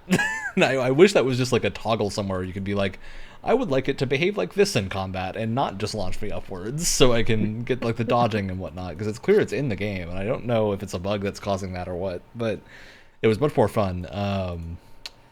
But yeah, I think in general the game to me is like I would give this a solid like 8 out of 10 because I really enjoyed. And there are moments where this game becomes a 10. I think particularly during the faction quest lines, there are moments where you go like, these are the best faction quests that Bethesda has made. I think pretty hands down. Also very significantly, they're significantly long, and they have a variety of quests. I would say some of them never, are longer than the main story, like they're by never a significant just, amount. They're never just like previous guild quest lines where it's fetch quest, fetch quest, fetch quest, fetch quest, boss. Yeah, like you can do things like delving into a prison on an ice planet, which is super cool. You'll have some really fun stuff where you're like, oh, a normal mission turns out to be a crazy alien attack or something like that. And it's just really fun concepts like that. There's one where you're basically a detective and you're trying to like put together a mystery, which was really fun. Yeah, they're all really good. Like I have not had a disappointment playing any of the faction stuff so far, though I haven't finished all of them. And I would say the if what companion quests too. Yeah, the companion quests are, I think they range. I do think, in particular, the one that to me isn't great is Andreja, because Andreja's whole deal is, and you learn this pretty early on. She's a like former member of House Varun, which is like a, in the game you only ever see them as enemies, but it's basically said that they cult. they're the space Slytherins. Yeah, they're like it's one of the religions in the game, and it is made very clear that there was an attack early on, and then basically all of House Varun decided to flee from civilized space and basically hide away. And I think it's super clear they're building this up for the expansion or whatever. Like, it is incredibly I really obvious hope we get to visit the homeworld in Shattered Space. My God. If not, please. it feels super weird that we have a companion that belongs to that group and then just no detail on them. It's just, but it's at the very same strange. time, I like, we get all that information and then it's nothing, and it feels the same way with the, like we were talking about, with the lack of vehicles. Also, there's a good amount of history with the Colony War, and they talk a lot about mechs and that you can't use them. Okay, this is the mech thing. So I don't get it. The mechs, I don't understand all Brett of the frustration. And I just did a Games Club on Armored Core 6 about how much I love mech games. I don't get the complaints about the mechs not being playable. Like, it's just part of the game's lore. I don't understand why so many people are so frustrated. It would be cool. Don't get me wrong, it would be cool, but I would much rather just have a fast lane vehicle than a mech. It's not like they were promising us mechs and then didn't deliver. That's a different thing. I understand. I mean, like, there's not even degree, and I will use it as a material to make fun of the game with, because it is really funny to just like dangle something like that in your face and just be like, we've written it out of the lore before you could even think of wanting it, you fool. You want a vehicle so bad. People picked on this up from an article. The mechs are not in the game. Like, I wouldn't. They're not in the game. They are not important at any point in the game. But you could also throw that logic at so many games that has cool things in their lore that doesn't really have anything to do with the story or the gameplay loop or anything. That's just like, it's backstory. It's lore. I don't understand why. No, I'm not saying to get actually mad at. I think those people are a little bit silly. Yeah, that's what we're complaining about, Brett. There is a significant amount of people that swung the bat of the mechs not being in the game is like, it's a 0 out of 10. Like, and I'm just like, this is bizarre. This is and those people are probably the same people that tried Armored Core 6 and were too bad at it, so said it was bad. I wouldn't be surprised if that was the other thing. They were looking for a more all of that history, all of that history in the game about like the mechs and the backstory for that. It is relevant in two places. One of them being like the final part of a storyline for something, in which case it's just the factory, and it's they're not making the mechs anymore because they're outlawed. And the other thing is, and the other place they're relevant is the mech graveyards, where it is just a elevated lump on the ground where there are spacers, and that's it. There's nothing at all unique about them. I'm just like there doesn't have to be like unique mech stuff, but it's literally just a raised part of the ground with spacers on it. Okay. Okay. I would love more mech content, but know. more mech content is at the bottom of my list of things that I would want added to this game. Like, I think if we have Okay. mech content, we need something to use the mech content on, and the game is just not designed for that. Like, it's not. Yeah, I will say there being giant robots in this game would probably not make my desire to play it grow anymore.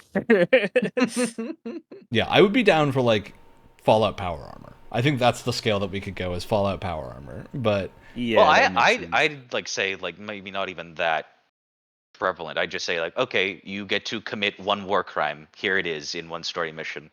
I mean, it's the kind of thing where like I'm like so not clamoring for it in like the base game. They want to make a fun DLC expansion out of that. That sounds awesome. I'm down. But like, it's not in the base. all right, Okay. we gotta move on from the mechs because we're really deep in.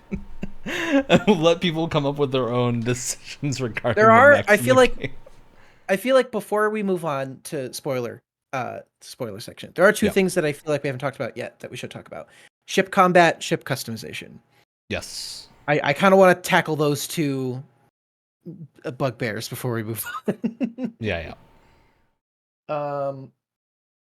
Shipbuilding is like half amazing. Oh my god, I'm spending all of my in-game money and like time and like real world time. This is great. Also half, oh my god, I want to throw my mouse across the room. And why this is where I the bigger experienced issue comes exclusively in. that half. So the UI in this game looks pretty terrible. It is It's ass. It's utter so bad. in almost everything. Incomprehensible. Have a nice day. It's just like this game has a lot of information that you need to access. But if you go into your inventory menu, you can only see either the weight, the value, or the other stats one at a time on your weapons. You have to toggle between them. And I'm just like, we have 2/3 of the screen is empty space with a big picture of your gun there. Just like, this was not the solution. This is not what we should have done. It's so easy It's to like like the make menus- a system that looks as good but with more information. It's almost like these menus would be fine for a game that that didn't have as many granular details as like Starfield has. It would be fine in like a more like maybe like more of like a open world action RPG or like action thing, and not like a really in-depth like RPG with a lot of stat crunching and like builds and stuff like that. It doesn't have enough information. Yeah, there's too much information on everything that you need to access. And I think in particular shipbuilding UI, the UI is functionally okay, but shipbuilding itself is just like missing quality of life things that you need, of like the ability to select where Yeah. ladders are, and a way to, like, better tutorial to know how to use it. Well, I the think thing there's a that lot of drove stuff that's me- missing for shipbuilding. The thing that drove me insane was in your pre-flight check. It tells you like, oh, this thing has to be connected to this thing, or you have to have this thing. But you can't then, or like, oh, there's a piece that isn't attached to your ship. But you can't click on that and then it brings you to the issue. You kind of just have to figure it out for yourself. Yeah, which is especially a problem with disconnected pieces, because sometimes like just a random thing that's like tiny will not connect to the rest of your ship, and then you'll be getting a disconnected piece warning, but you have to like scour the whole thing to find out where it is. Oh, yeah, It's only being horrible. able to rotate in one axis as well. Yeah, like it's weird that you can't And not with every rotate- piece. Yeah, Not like, with every you piece. have. So you have 3x1 hallways, which are like these long hallways, but you can't turn them on their side so they're the other direction, which is super weird. Like it makes all of your ships are just straight lines back and forth because you can't have any wider spaces from the other stuff, and it's super awkward. Yeah, lots of little things with shipbuilding that are weird. Same with outpost building. I think outpost building is just missing the second half of it functionally. Of like, they wanted to make outpost building this cool kind of like mini factory simulator thing, except all the stuff is like the volume of things that you can use is way too small. And Whoopsie! Unfortunately, I hate Factory IO or Satisfactory the game. well, it's also it's attempting to do Yeah. that. I love Satisfactory, but Satisfactory works because it has a really good UI for the most things, and this has no information anywhere. The cargo links are completely incomprehensible in how they actually function. The supply chaining thing is just bizarre. Like, there needs to be more of a clear way to handle all of this, and I think really just more of an automatic way, because I don't think people are playing a Bethesda game to build a factory, as much as I love building a factory. No. But you can't make a functional base without engaging with that stuff. So I feel like just having like a shared inventory across your whole outpost would have been a better solution here than trying to do the whole every container is a separate thing. It's bizarre. It just doesn't work well. Yeah, and then ship combat, I think largely pretty fun. Yeah, it's fine. I was having an atrocious time in ship combat while I stayed in the frontier. The second I used any other ship, it was so much more fun. Yeah, I wish they made it more clear that the frontier is a garbage ship and should be garbage. Like, you need to upgrade your weapons, and you can do that through the like upgrading thing. But I think they were maybe a little misleading in the marketing or the direct when they were like, oh, you'll never have to upgrade your ship too much if you don't want to engage with it. You really do. Wrong. Like, you will have to use the shipbuilder if you want to upgrade it. You can get a good ship from one of the quest lines, but you have to actively seek it out and know that it's there. And it's also, because a lot of the ship encounters are random, it's going to be a bother until you actually get a competent ship. And because of the fact that they just don't make it clear what a competent ship is at the start, it's just hard to hit that point. A competent ship is any of the ones that you get at the end of a quest line. Yeah, it was pretty crazy because I was with the Frontier for a lot of my playthrough, and then when I finished the Freestar Rangers faction quest, they give you a ship, and it just kicks so much ass. Like, it was shocking going from the Frontier to this, and I was like, oh, is this what ship combat's supposed to feel like? Yeah, and I'm having fun now. You can go down the piloting route and unlock like the ability to pilot higher ship classes where you can build like an actual basically battleship, which is super cool and really fun. But I think they're missing the second layer here of like, it really does feel like it would be fun to like assign my crew to specific slots and have them controlling things like weapons. Like, I would love if there was a way to have my people on my ship actually be doing a job and not just on the ship. But the people you assign on the ship, they just give you like, what is it, little buffs to the actions that they give you the still perk have to buffs functionally. So like if you don't energy have weapons will do more damage or something. Yeah, so you can get a lot of the perk buffs from your crew members if you don't have them, but it's pretty unclear. I think it would just feel better if you were able to actually just like say, "Hey, Sarah, use this gun," and then that way I don't have to worry about it or something, or like have some ability to manage them a little bit more functionally. Please fire missiles for me while I go repair the shields. Yeah, and I would love to be able to do something like assign quarters to everyone of like, this is where your room is and whatnot. And just like basic things like that of, I would love like a basic hab that's like, here's a bedroom that you can have for your crew. That's like, you can assign this to someone. I think it's missing that layer of management that's a little bit more involved, which is weird because that exists in outpost building. You can do that in outpost building. And I wish you could do it in shipbuilding, because it would be really fun to, like, I think it would really nail the feeling of your ship being your home. I mean, they're most of the way there, but it would be cool to have that. I will mention, it would be unfair if we didn't mention that despite all of these UI issues, shipbuilding was still so much fun. Yeah, it is very fun. And you can lose a lot of time to it. Like, if you're someone like us that really likes building ships, it really keeps the, like, credits economy in line. Oh yeah, because you will wipe out your bank every time. Yeah, but that's good though, because I feel like in like every other Bethesda game I've played, it's like you just accrue so much money. Yeah, you don't have a gold that sink. It just doesn't matter. Like, it just doesn't matter anymore. And here it's like, oh, I have so much money, I don't know what to do with. I'll spend 2/3 of my money on a ship upgrade, and now the like credits economy is kind of more interesting again. I actually have to like look for cred sticks. Yeah. And that's just when they stop spawning. Brett, any final thoughts before we kick you off of this show and move into spoilers? Well, it turns out that if you don't care for Bethesda, you probably won't care about their newest game. Because they're very good at doing what Bethesda does.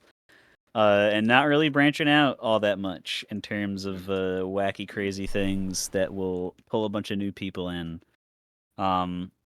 The very sad thing is that So I have so many games where it's just like, I'm not feeling this right now, but I can tell that there's something here, and I'll keep it like downloaded for quick access, so it'll get a new update. I'll try it again, like with Lunacid or Dread Delusion, other RPGs that are first person and have a bunch of like similar ability and build crafting as what Bethesda games are known for.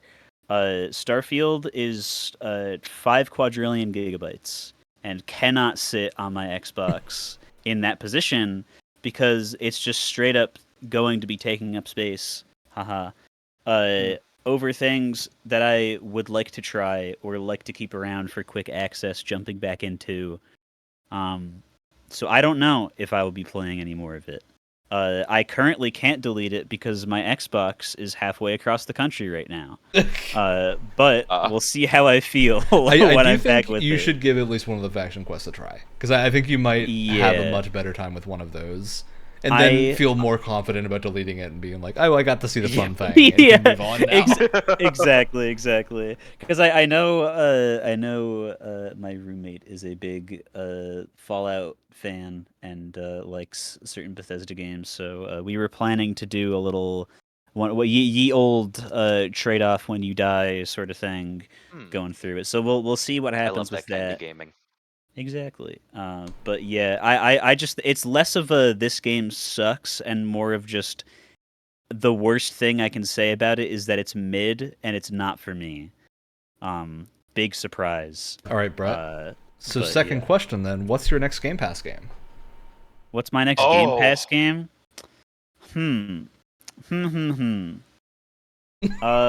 It's crazy because the amount of things that have been added in like the last just couple of weeks has been absolutely insane. It truly has, Brett.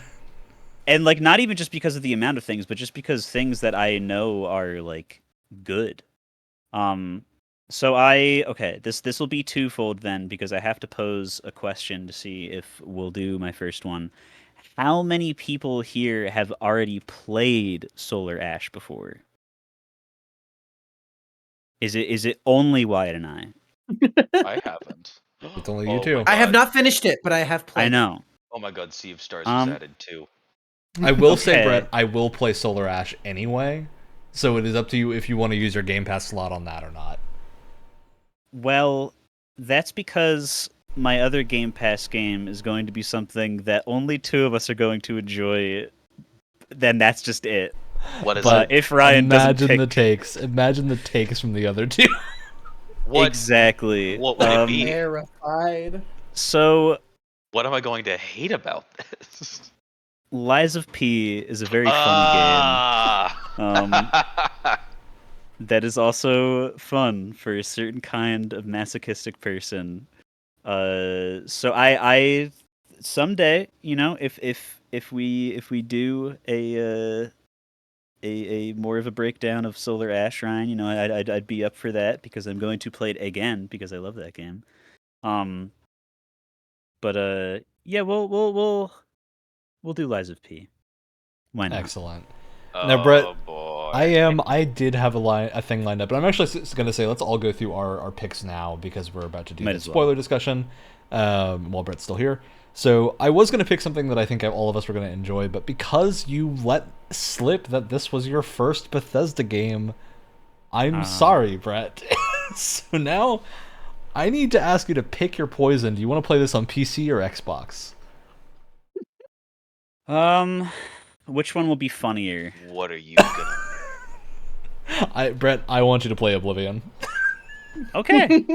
So we're gonna play Oblivion. Oh my god. Yeah. Is this... I haven't played Oblivion in forever. I'm actually I was gonna excited. make it Skyrim, but I think having us go back to Oblivion will be a truly unhinged section of... Is this when I also pull out making us play Morrowind for Game Pass? That would be my hilarious, God. Alex. That would be a... Do it. I think I already have game Morrowind move. downloaded. I just haven't tried it yet. Because there's other games. There's... Oh my god, there's Ace Attorney. There's so many. There's the Ace Attorney trilogy on here. and Sea of Stars. But Alex, we'll let you think for a second. Okay, Wyatt, what's your pick for this next month? Y'all are gonna hate me, all right? But I have had I've had an awakening. Oh Not no. a major one, but Christ. I He's think achieved it could Nirvana. be. I think it could at the very least bring an interesting conversation to the table. Y'all are gonna play Battlefield 2042 with me. We're doing a repeat? Yes, we are. Yes, we are. Oh. God. Listen, What if a you get to nightmare. pull, listen, if you get to pull God. Lies of P on me, I get to pull Battlefield on all of you. All right? There is I no don't even care. God, but There's- the devil is real. I don't even care. One of them I is a don't care. quality game made with love, and the other Alex, I don't even one give a what shit. have is you Battlefield decided? 2042. I don't even give a shit. It's fine. I have to get the mood better than the sour taste in my mouth from those 4 digits. We're playing Morrowind. All right. We're going haha funny So all we've Bethesda. committed to the bit. So it's time. Those will be our This may November be Game the Pass games. stupidest spread we've had yet. This is just straight up the What This spread? dumbest really is the lineup. dumbest spread. This is so stupid. I can't believe it. All right, so I'm gonna go ahead and do my final spiel on Starfield that is non-spoilery. Is that I do think it's really good. I think if you're into first-person RPGs in particular, your pickings are very slim anyway, so you'll probably have a good time.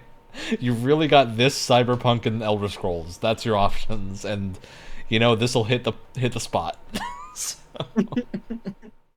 right, Wyatt, Alex, any final thoughts on the non-spoiler stuff? Yeah, I think summing it all up, I do like this game quite a bit. I think this is something that I had said to both of you because I had streamed when I was finishing up the main quest line. I had streamed that to both of you, and one thing that I had said was I think for me, and this might be a bit of a controversial take, but for me, this has probably been the most solid vanilla Bethesda game we've gotten in a long time. And I say that purely just because it's the one that's kept my attention for the longest. Be that setting, be that the story, I think there's a mix of a lot of things in there, but I think it's the one that I've like finished to completion and haven't taken long breaks in between to like recharge my gamer batteries. And I think for me that says a lot to the quality of it on its own. All right, Alex. I feel like I've said my overall thoughts with the game junk food spiel, but that being said, like junk food carries negative connotations, but it is enjoyable while playing it. I'd also say it's junk food that like very occasionally becomes the best steak you've ever had for just a little bit of time and then goes away and back to junk food. In the faction quest lines, absolutely. Yes. I do have something written down here. Wagyu in this McDonald's, Mac? I do have something written down here that I feel like explains my experience with this game and a lot of other people's experience with this game, and I'm going to sum it up with a movie reference. Who here has seen Scott Pilgrim versus the World? Oh, you know it. Everybody. Okay. I'm assuming. Yeah. Yeah. I'm assuming most. Everyone here has. Of course. My relationship with this game, I feel like, almost perfectly resembles the relationship between Scott and Ramona, where. Oh, this is the weirdest video game What? I've ever heard. Let me explain. It starts off as this wonderful, weird little relationship, and as it goes along, you start to discover the problems between you and this game. And much like Ramona, it also doesn't really explain itself that well sometimes, and it comes with its own complications and its own oddities, and sometimes you really have to fight for your affection for it sometimes. But then at the end, you still kind of sum it up, and you still kind of love it at the end of the day through all of the turbulence and all of the evil ex-boyfriends. Are you the nicest boyfriend this game has ever had? Are you in sad. Lesbians with Starfield, Wyatt? That's a great way to sum up our thoughts. I think we're all in Lesbians with Starfield. Brett, get on out of here. We're gonna spoil the main quest and talk. Get out of here, you thoughts on that. Starfield hater! Go on, get out of here. Can I? This game gets better after 10 hours, dickhead. You've never touched a woman. We're truly unhinged today. This is so Ryan, as like the first spoiler thingy, can I just shotgun a question at you if you? So I'm saying right now, this is hard spoiler warning. We're about to go free for all. We're only gonna hard spoil the main story. Do we want to do this? Yeah. Do we want to do this in order, or can I like shotgun a very? No, we're gonna shotgun. We're fully gonna shotgun. I don't think we need to hit beat by beat of the main story. Get out of here if you don't want main story spoiled. We won't hard spoil ends of faction quests though. So. 2, 1. Okay. Hey, Ryan, is there a place to put the armillary in the Starborn ship that you get? I have no idea. I assume so. I've been looking around for it. The only places I see are like, okay, there's the porthole where you dock on ships. There is your captain's locker, and there's your ship storage. And I'm just like, oh no, there is. Yeah, there is. It's the it's right behind your captain's seat. You get like a cool visual armillary there. Oh, God, Okay, so let's go into the end of this game, because I think a lot of people have talked about the path to the end and like whatnot, but Phil Spencer said some interesting stuff when this was in pre-production about like not pre-production but like pre-release about New Game Plus being the start of the game, and I want to swing back real hard and go nope. Yeah, that's it does ruin the end if you care about your impact on the world that you are playing in. I do think so. The general context here is that like the end of the game is essentially being a Starborn means you are moving to parallel universes. Cool concept. They go really far with it in New Game Plus, in that you actually can like make decisions based on being a Starborn and your knowledge of alternate events to do things like not allow companions to die or other stuff like that, because this game hits hard sometimes, and like the parts where it hits hard are really good, but it's cool that you have an ability of like you can go back and now play it in a way that you don't have the consequence of that because you've New Game Plus essentially. I think it's really interesting. I think it's a cool way of handling things, but there's a lot of problems with New Game Plus that mean that it's not going to be, I think, the main way to play the game for everyone. And I think they should have let you keep your ships in particular, and probably because of the huge money sink that it is. Not necessarily. So I think the real problem with New Game Plus here, and this is the Bethesda thing of like, my attachment to a Bethesda game is the progress that I've made over time. And when your New Game Plus is, we're gonna wipe everything. We're gonna let it all go into the ether. I think you need something next to grab me that is not just we're gonna do it again, but with a different context. Like I think it would work a lot better if it was your outposts stick around and your ships stick around and whatnot, especially because they don't really affect anything major. But it just feels weird to have to redo that stuff, especially because it can involve going across the galaxy and like going to different areas and getting stuff to build a good ship. But it would be a much neater idea if the game wasn't so massive and took up so much of your time. Like this would work in like a 10-hour game. It really doesn't feel like it works in a game that can be 100 hours to complete. Yeah, it just feels a bit like, because like, I mean, you guys saw my reaction. Again, I streamed the end of this game for you guys, and when I got to when I was, reborn, and then as a Starborn, I went to Jemison, I had a very just like, okay, kind of like reaction to it. It was very like, I was like, that's kind of neat, I guess. You were describing how different a lot of, like, sometimes characters are just like house plants, and like that's cute. But again, it's like I spent so much time building this one ship. It's like my like attachment was to that universe, not to what the ending was. It's like the journey was what mattered to me, not the destination of being the Unity. Well, and also the relationship that you have with all your with all the other characters. It's gone I think now, and it would have been redo it. It would have been wild if, like, depending on the choices you make and things like that, if you like do something just right in relationship quest lines and things like that, someone like one companion actually does jump with you.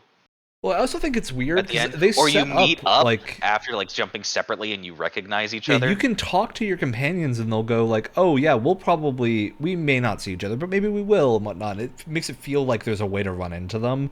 I have not Yeah. discovered a way to do that. I think there is like one alternate New Game Plus where you can run into one of them, but they're like an enemy, and so I'm just like, I wish there was more there that was actually related to the main story. I also think there's a few other problems with, particularly the main story. I think is very good up until the end, and even the ending I think is pretty good, considering the ending not to be the Unity, but to be like the final mission before that. I think that mission in and of itself is super cool. Are we talking about the one that's really interesting mechanic wise, or like the place to get to the final underground temple? The actual final mission where you're like rushing to the underground temple, I think is really cool. Yeah. There's a couple missions towards the end that are amazing, like the Titanfall 2. Oh yeah, the dimension hopping. That's the good steak you were wildly talking about and then at before. will. That is the Oh, steak. yeah. That's the That steak. that was phenomenal, especially with the incredibly cool hidden puzzle that lets you save everyone. That instead only of you having to figured pick out between as two. well. Yeah. You did the legwork. As well. Yeah, there is a hint hidden on the body of the dead guy. Which is crazy because I found that universe. hint and then just didn't. Just like, Oh, I And then- loot everything and then in there sight. are- I'm assuming and then I there saw are it. and then there are 3 steps, which is basic unlocking, and then going through and doing and cycling power switches on and off in both universes simultaneously, doing like several of those. Because I was wondering And then why there you is a could actively switch between universes while that fight was happening. I thought you would have to like commit to it beforehand, but you can swap between them up until the end. So I was like, there's got to be some way to do something. And then the third part is a ridiculous amount of math. And there is not a single quest marker during any of this. It is left completely up to you, and you won't know if you did anything correctly with the third section of that until you flip the final switch, and you may or may not wake up next to the guy that you were trying to save. That's super cool. I do think like we've talked about the faction quests a lot. We'll lightly talk a little bit more in depth about them. I think the UC Vanguard quest especially is really cool. That because one, I think. Go for it, Alex. Oh, sorry, I think that one, and then the Crimson Fleet overall, Absolutely. just like the basic way, the multiple ways to start into it is interesting, and then also it just being, I think, the longest quest line in the game. Yeah. For your reference, Wyatt, the UC Vanguard quest, the big kind of conceptual thing with it is instead of you have some problems on your first mission and get pulled into basically fighting terramorphs is like the division of the UC that you become part of as part of that. But there's some super cool stuff with like hidden plot lines that tie in with the lore of them building up like characters and lore that you're like, these people I'm probably never going to interact with them, so it doesn't matter. Stuff that is alluded to in the museum exhibit you walk through at the very beginning. Yeah, and just like other people in New Atlantis talking about, and you get to like see all this go down, and basically it's like you are working for a secret agency under the government. It's super fun. And you like revive. This is the other steak you were talking about. Oh, absolutely. It's also got, I think, the best like cast of a lot of the faction quests. Oh my god, what's his name? Sorry. Jet's voice actor is Jet's voice actor is the doctor in it. Is a important scientist in there. Yeah, the side character you're working with, Hadrian, she's super interesting too. Oh yeah. It's just like I honestly feel that was the quest line that convinced me. I would much rather that they had, instead of making the Constellation companions so interesting, I really wish you could have her as a companion. You can. You can? You can go back and talk to her and get her as a companion at the end. Oh, sweet. Yeah, you can get her. She's very cool. But obviously, like, she's not like a romance option or anything because she's not a Constellation member. I really wish the existing Constellation members, aside from maybe Sarah and Barrett being like your starting two, I wish the others were part of the faction quest lines, and that you acquired them by starting them or something, and like recruited them to Constellation. I think that would have felt a lot better. You hear some stuff too with Mateo, being part of Constellation because he was stealing religious artifacts to return them to their rightful place. I so badly wanted to have like a really novice Indiana Jones storyline with him. Yeah, like I think a lot of it, the reason the main story maybe doesn't hit very hard for people is just like the characters are so separate from the rest of the world. Even the ones who have ties to other things, I think maybe Sam Coe is the best here. Of he has a close connection to Aquila City, so it feels pretty good to have him be a companion because he's a lot to say about that. But I would have loved like if we picked him up by doing the Freestar quest or something, or like going and starting it and then like meeting him in the bar or something. I think there's a lot of like interesting ways here, even if they're already part of Constellation, just to have met them not in the lodge, I think would have been good. It's somewhat similar to how like Cyberpunk does its main quest line in relation to its companions, right? Where like maybe you'll be introduced to them as you go through the story, but to really flesh them out as characters, they have their own separate side quests, which I would say are kind of mandatory just because they can be just because they can be some of the better content in the game. And I think I'm of two minds about it, because partially I'm like, good, have them have their own quests so that they have their own time to breathe and develop as proper characters. But at the same time, it does run into this issue of like, yeah, they do feel kind of disconnected when their story doesn't really play into the main story all that much. And it can all just feel a little disconnected. Yeah, I mean, So I it's think kind of the biggest issue is just that like Constellation as an entity is so nebulous in what it's doing at the start, and you get like the kick in the balls at a certain point of like one of your companions having the BioWare choice of like who to save, which is, again, that's the stake. That's the moment where the story gets really interesting, and I'm like, this is which you don't really cool. realize until right before it happens. Yeah, exactly. Like it's a cool time bomb sort of thing where like you just run into it. I mean, Ryan was there while I was playing that moment. I was just yelling obscenities the entire time because I was like, "What's going on? What's happening?" Oh yeah, should we all say who we ended up killing? Oh god, Barrett. I don't know. Barrett. It was purely because I hadn't interacted with him very much. And he was in the other one, so I was like, I can do it. Well, and then your most. We're gonna judge you, Wyatt. Say who you let die. Say who it was. So I may have let Sam Whose daughter die. did you leave without a father? She hates you. Sam may have passed. He may have moved on to a better life. Which means that his daughter will hate me forever, will never forgive me for the decision that I made. Understandable. And they lay it on thick. They really do. They make you hate yourself. To my it's bad defense, no matter who, but it was really great for me because Sam was the only other, like, at the time he was the companion that I had spent the most time with outside of Sarah, who was my romance for the game. So the decision mostly was pretty clear because it was either Sarah or it was Sam. Nah, man, kill your wife. Let the cowboy live. Comes with its ups and its downs. Like a small child hating you for the rest of your life because you essentially let her dad die. But hey. Grand scheme of things, everything's fine. She's just ended up with her deadbeat mom. What's the worst that could possibly happen? Yep. Yeah, no, I think the main story just, to me, I think the ending is really the weird thing of the Unity being basically like, this was also the deal with No Man's Sky. Of like, but in No Man's Sky it works better because you do keep your ship and stuff, and you go to like a new galaxy that just with new planets and whatnot, and you can go back and forth, so it's not as big of a deal. But here it's just it feels like that is a hard reset button, and that I think means most people are going to be disinclined to use it. Oh, well, also, you said that you interacted with Barrett like the second, or like the least out of the two.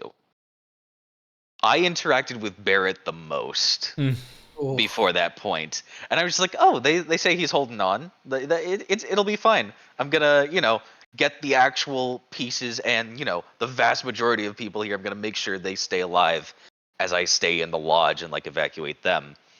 The worst part about it, about what I like, just seeing that, oh shit, Barrett's gone. I had completed his personal quest up until right before we get the news on how the trial works out. You're never gonna know now. Nope. Yeah. It's I don't know. I was really surprised when, before I started playing, I had heard a lot of people were like, yeah, the beginning's kind of slow. The story doesn't really pick up. I felt the exact opposite. Like, right from the get-go, I was like, I am all in. Let's do it. Like, I thought It's not super like an interesting. adrenaline rush of, Alduin coming and breaking you. Which is or, like, probably a stopping good your thing, because it means you execution. feel like you can go off and do other stuff. Yeah, exactly. Yeah. And I do want to mention that, because another game that this has been getting compared to a lot recently, just because it's on the zeitgeist, that just got the 2.0 update, Cyberpunk. I do want to briefly mention just how I think these games are very incomparable in how the stories are presented.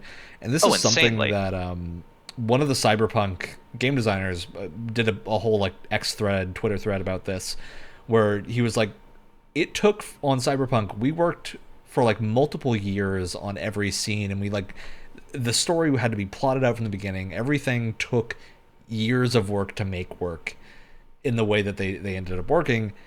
In a game like Starfield, not doing that means you have a pace of content development that's much better in terms of like actually being able to create a thing, and like having a designer go in and actually fully do a story without the need for mocapping and like all this other stuff to go on. And like, you can tell when you're playing Starfield that they didn't have the amount of effort put into it as like Cyberpunk did.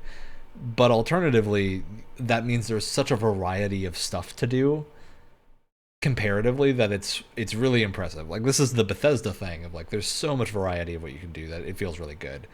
And yeah, I think that works really well. I think the comparisons to Cyberpunk are just weird, though I do think the melee combat they should just wholesale rip from Cyberpunk or from some other game, because it's not great. I would love to see an update to Melee, because if I'm having fun with it now, imagine if it gets to a point where other people can have fun with it too. It's not terrible. It could be better, and I know what better looks like, and it feels so good, and I would love to see it get there.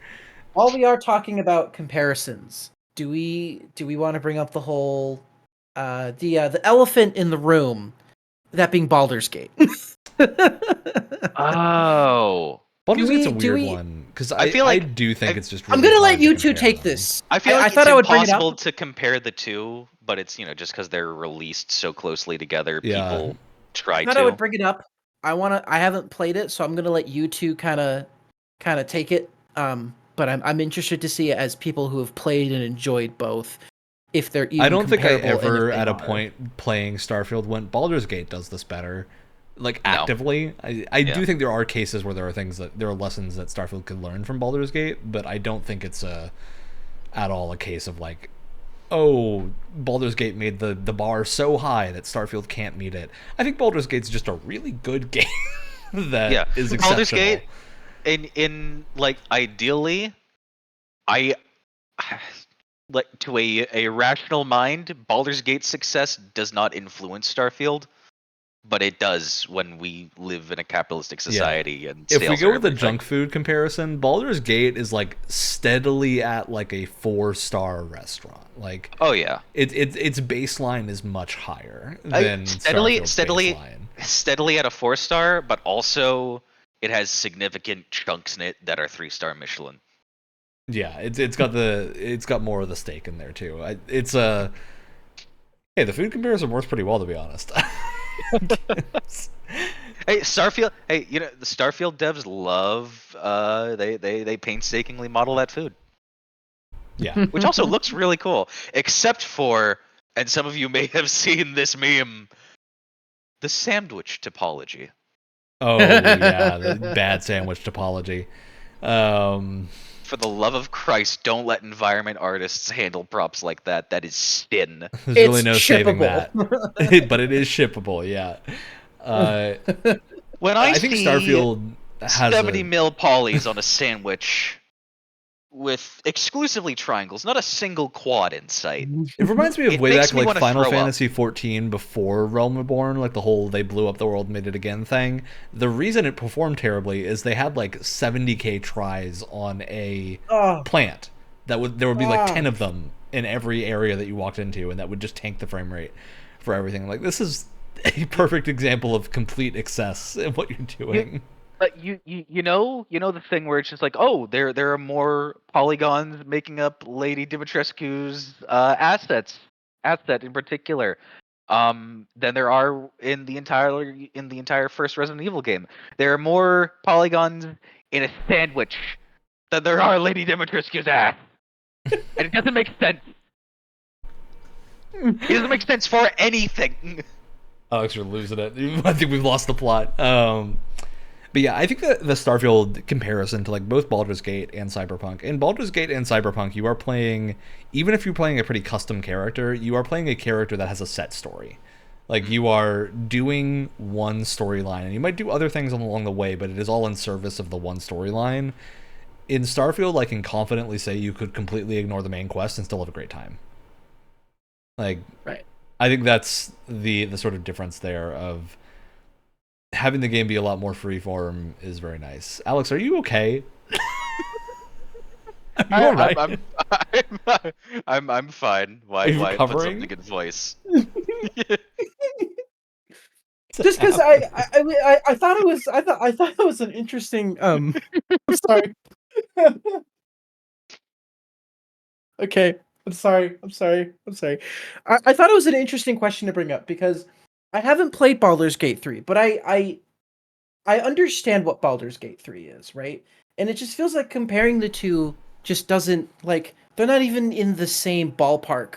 They're both RPGs that have come out in the year 2023, but other than that, I Yeah. feel like they're so separate. They have such different goals that it can be so difficult to compare the two. It's like you want to compare something like Spider-Man on PS4 and the Batman Arkham games, right? Those are Oh. that's such an obvious comparison, right? Open world superhero action games, very similar combat, very similar way that they handle the open world and stuff. Those are very comparable. You can line them up point to point and really break things down. But like, yes, they're both RPGs, but I feel like they're just so separate from each other that it just feels like what's even the point? Yeah.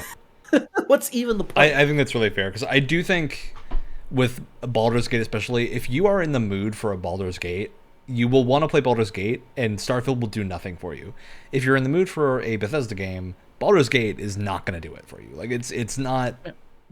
I think the thing that people play Bethesda games for is that immersion in the first-person perspective and getting able to explore things at a level that most other games don't let you. And Baldur's Gate, like, has as close as you can get to that with a CRPG, but it's still a CRPG. Like, if you don't like that genre, you're not going to have a ton of fun there. And I think it's the most approachable one, but it's also, it's not the same thing.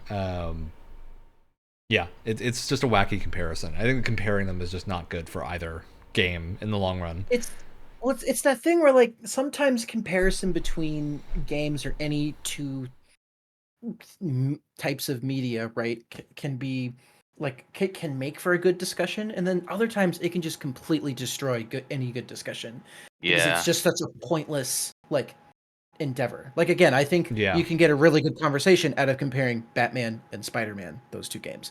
You're not going to get a good discussion out of comparing Baldur's Gate to Starfield. It's just not. You're not going to glean any new information or new insights out of it. It's a waste of time, in my opinion. Mm-hmm.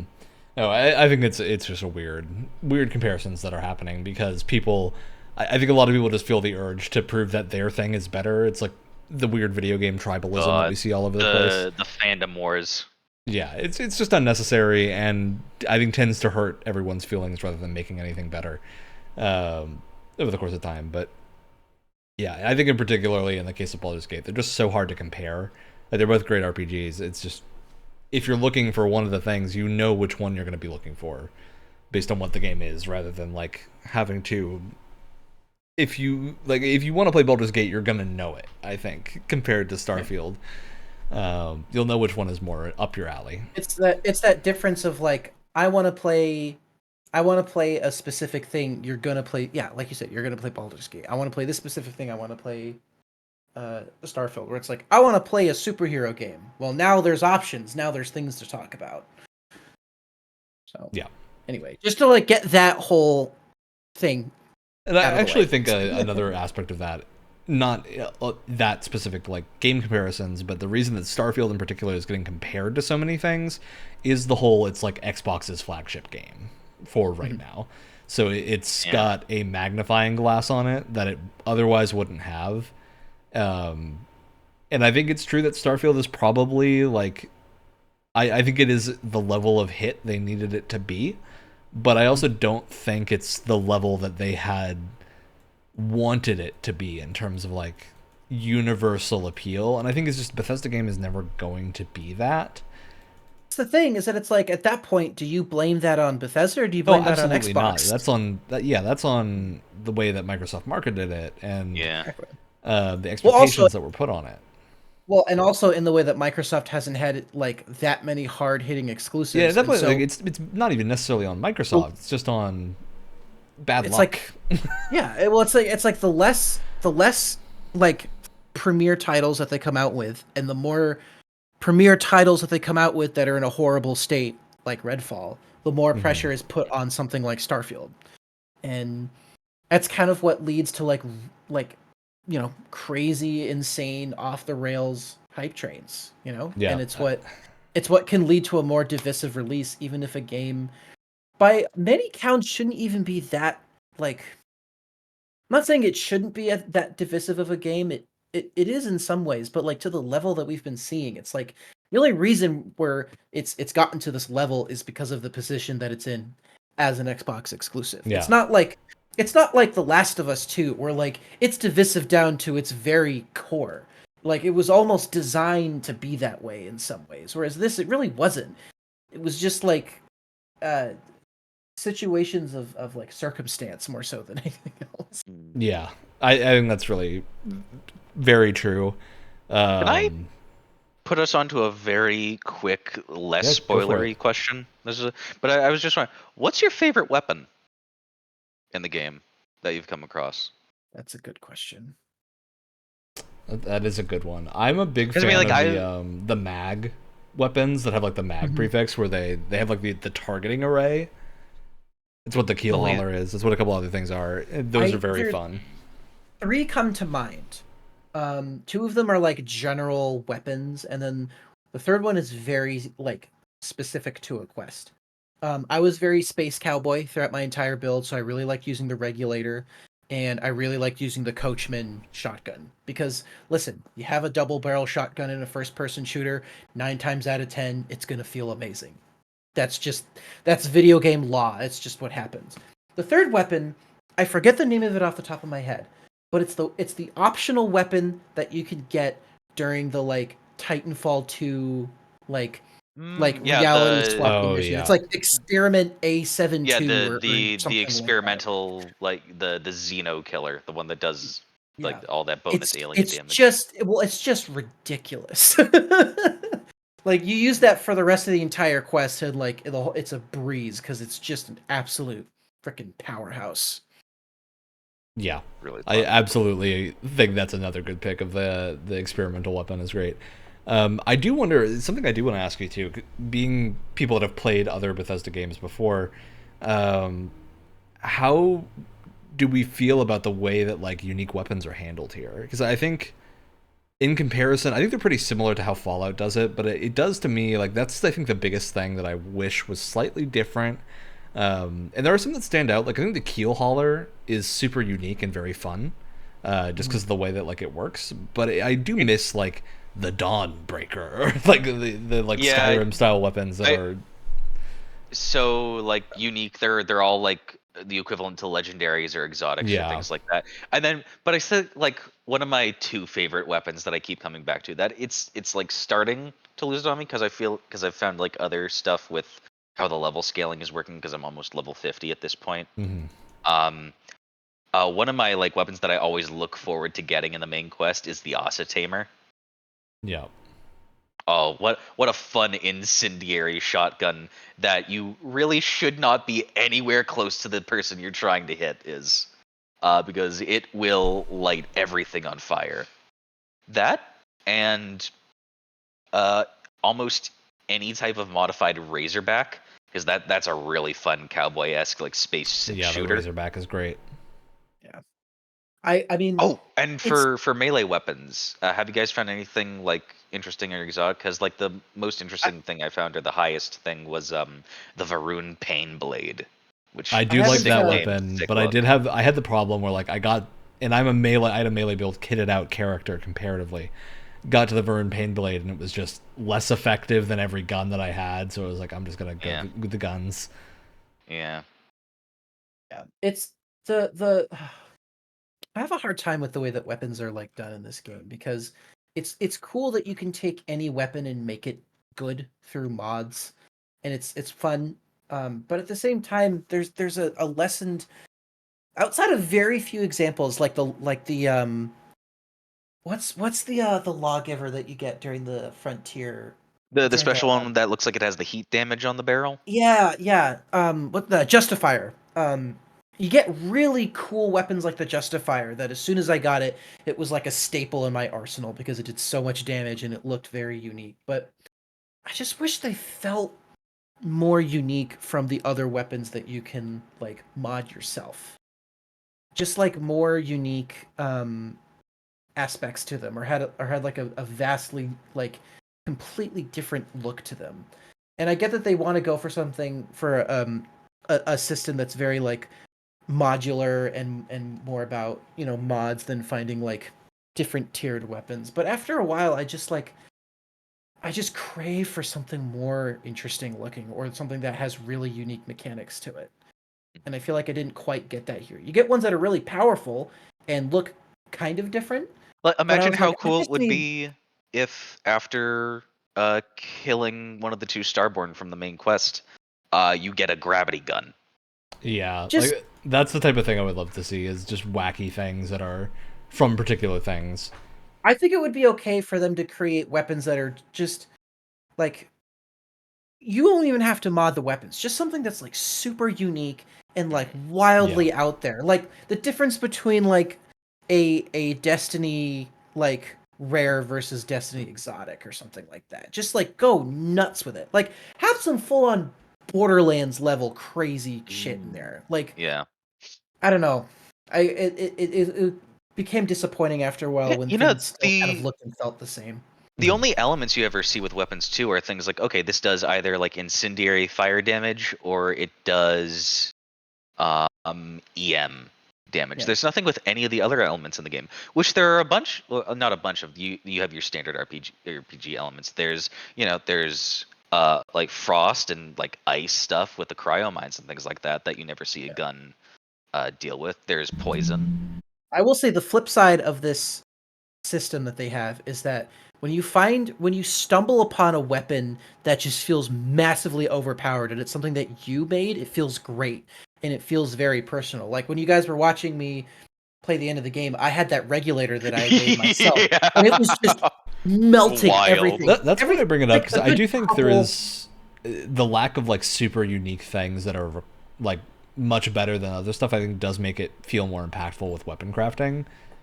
So I wonder if maybe that was the trade off that they did for this. And it's also just like the case of like sci-fi, especially NASA punk style sci-fi. I think there's less reason to have the wacky weapons that like a Skyrim or an Oblivion has, just because it's not a magic world. These are all technology that people have made. But You I think would have loved someone some would have made a like I frost still gun? think, but see, I still think you could like. Here's the kind of level I'm thinking, right? Looks like Fallout You still both, does have things like the cryogun. yeah. Well, like I'm thinking, like if you want to keep it more NASA punk, you want to keep it a little bit more grounded. Do something like this, for example. You both have seen Aliens, right? Not Aliens. Yeah. Have something like that crazy gun that Ripley made at the end of the movie, where she like duct taped the pulse rifle and the shotgun together, Oh yeah, there's and like also the flame. no flamethrower Like, or anything like that in the game. just do something nuts, like attach a shotgun to a micro gun.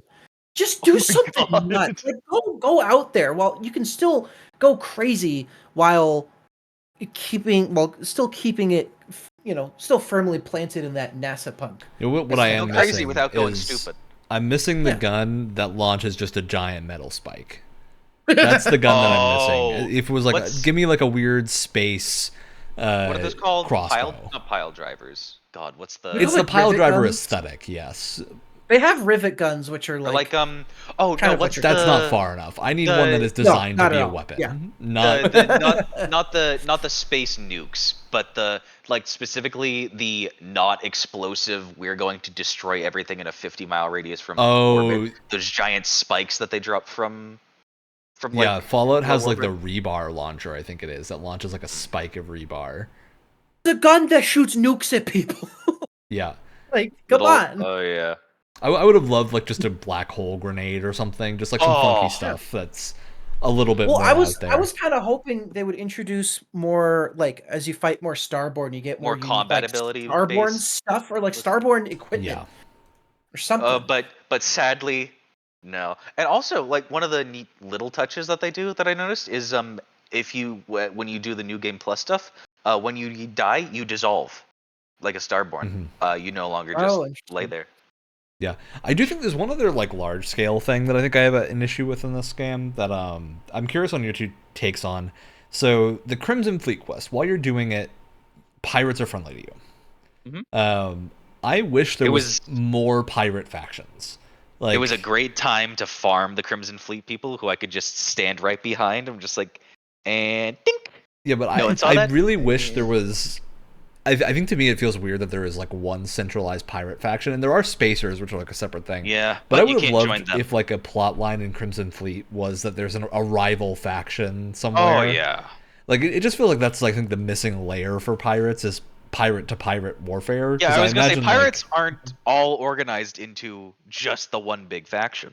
Well, no, because I imagine like the way that I think they built the pirate factions here is they wanted them to come off kind of like the Belters in the Expanse, which are functionally like a culture in and of themselves, and they often don't get along with each other. So I think it would have been interesting to just have a second layer of that, which is here's sub factions, and maybe you have like a choice of siding with one of them at some point, and just interesting things like that. I think this game just doesn't go far enough with faction stuff in general. Because they have like Crimson Fleet. You have your UC. You have your Freestar Collective, right? Those are like, the two, like, I don't want to say civilized factions, but you know what I mean. Then you've got your Crimson Fleet, and you got your Varun in there, and then you just have spacers, like nondescript, like we're just bad guys. They're bandits.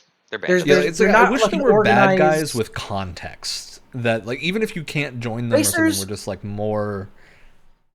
Spacers in this game are just bandits, space bandits. Oh, one thing about the Crimson Fleet. This is getting heavily into. Oh, that is discussing the end of it. Kind of. I'll go in without the end of it. There's throughout the Crimson Fleet quest line. There's two like sort of NPCs that you can get a little bit more buddy with. I chose specifically, I was like really leaning into this part where it's just like, okay, you owe me a favor now type things. And I got that from two people. And at the end of the quest line, I went back and I tried both ways and nothing came of that. You couldn't interact with the people. It was like, okay, you're going to help me with this now or anything. It's just, they didn't really exist anymore. You don't. Yeah, I wish they leaned more into that, because there is like, I'm not going to spoil what the decision is, but there's a decision at the end of the Vanguard quest that feels really impactful. Like you make a choice that is dramatically going to change things for that faction, either way that you choose, and it's really cool to see that. And I wish, I don't know if the Freestar has this, 'cause I haven't played it. I wish that was more present in other areas of the game.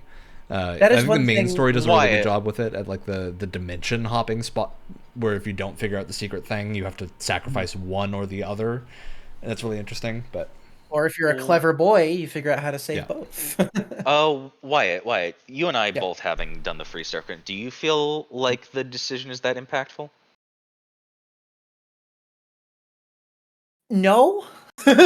Because I feel like it's like there's implied, like there's big, The implications of it structural are things with this, huge. but The you never really implications are see them huge. pay off because you never. I thought This is before the game, but you never see or interact with the board of directors yeah, at well, all. it's such a big thing, and without giving away too much, they try and there's a lot of politics that go into the Freestar Collective stuff, right? Because they have a board of directors, But and a lot of it is like, oh, don't piss off this person, you'll piss off the board and stuff like that, and they really try and hammer that point home into your brain constantly, but like.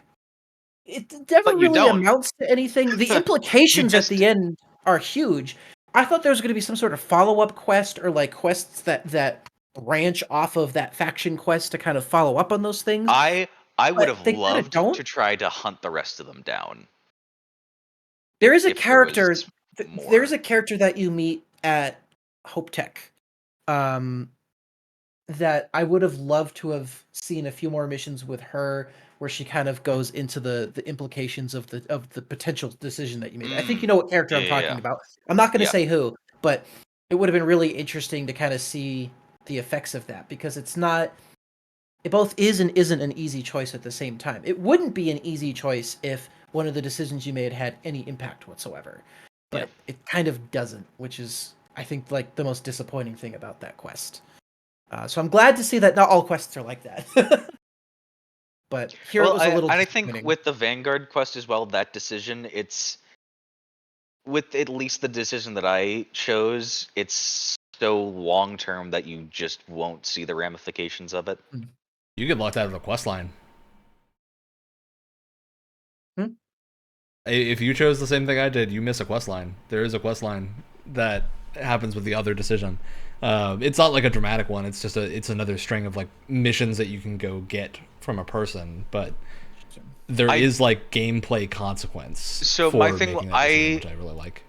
I didn't reveal him, if that's what you're talking about. Yeah. So okay, then you have it. You did the opposite decision. You can go and get missions that I can't get. So yeah, there is consequence to those decisions that is really cool, and I'm hoping Shattered Space means we get further of them and like see backlash from this stuff. I mean, just the that's name like the Shattered thing with this Space. game, though, right? Is like it's weird that New Game Plus is like the thing they try to push you to when you make so many choices throughout the game that feel impactful, and then you just abandon them, basically. Yeah, like, am I going to regret doing New Game Plus once the DLC comes out?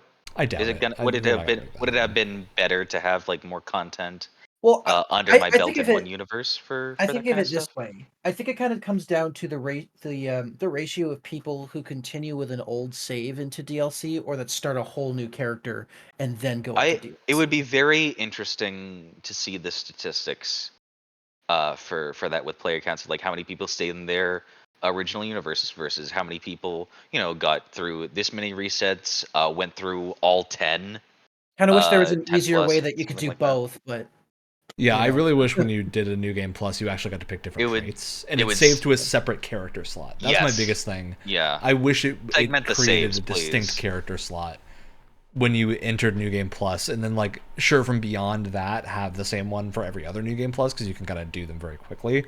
Yeah. But I wish the first time it was like a distinct, we're gonna make a hard cutoff here, and make you do a new character thing. But yeah, I mean, it's a weird case, because I think we've talked a lot about complaints that might make us sound more negative on this game than I think we actually are. But it's just that this is, I think, in particular a case where you can see a lot of what they had intended for this, and it working really well. But there's further that they could have gone. Like, it feels always like there's more that they could have done. But that's kind of a sacrifice that you make with a game like this.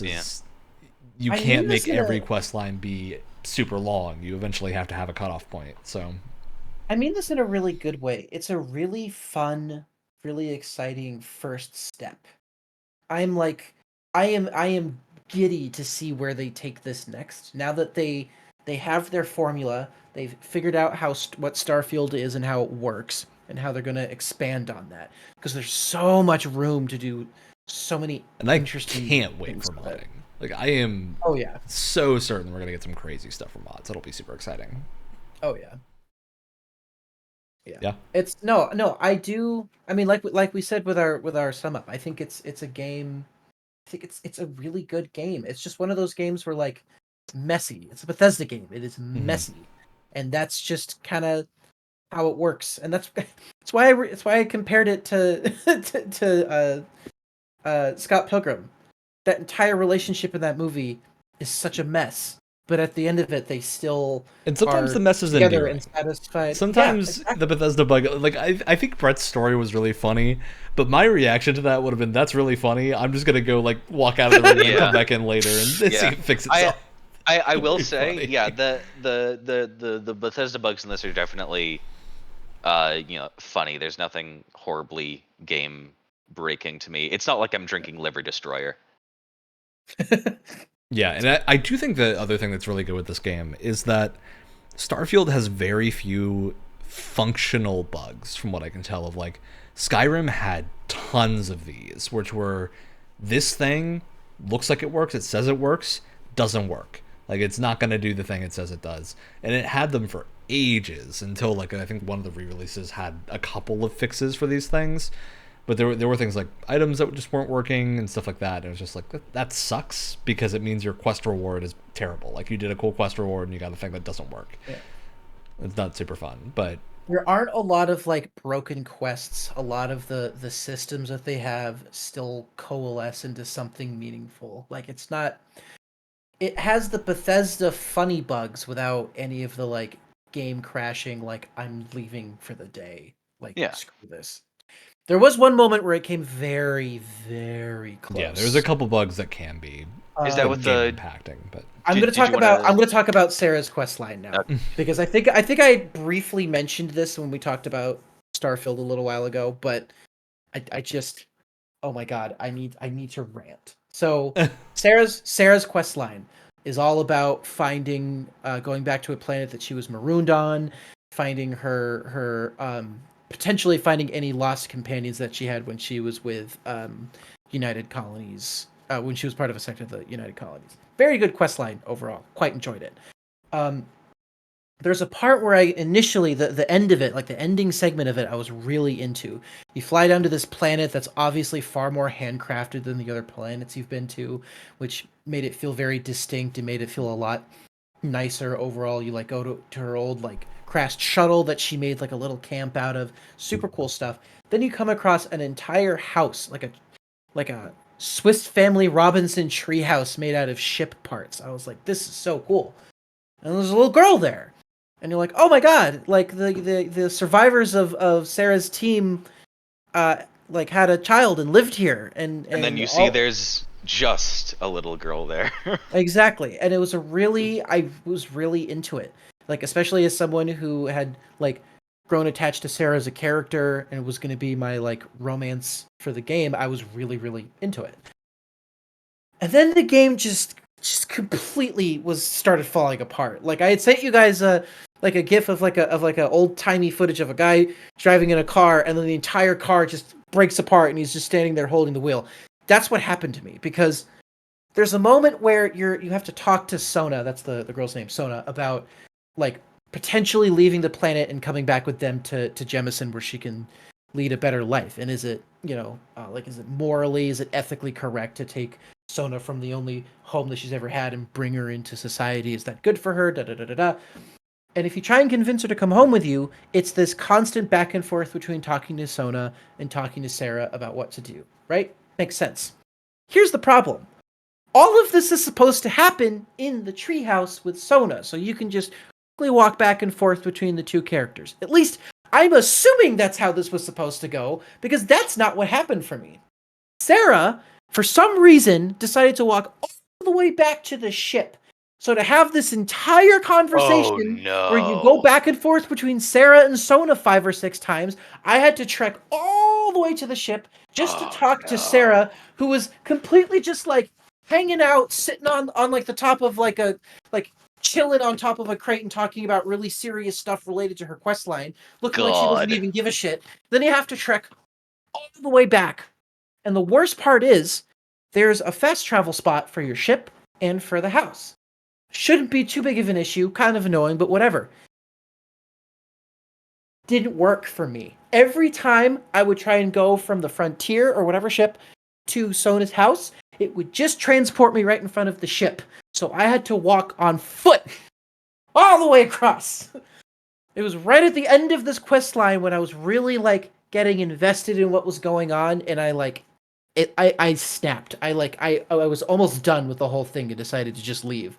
Because I was so frustrated because I was really into it. You have to like collect different dog tags and stuff like that and place them on graves. It was really touching, and just like it almost ruined it for me. Like it didn't quite break, but it was so close to just snapping entirely. And it was infuriating. Yeah.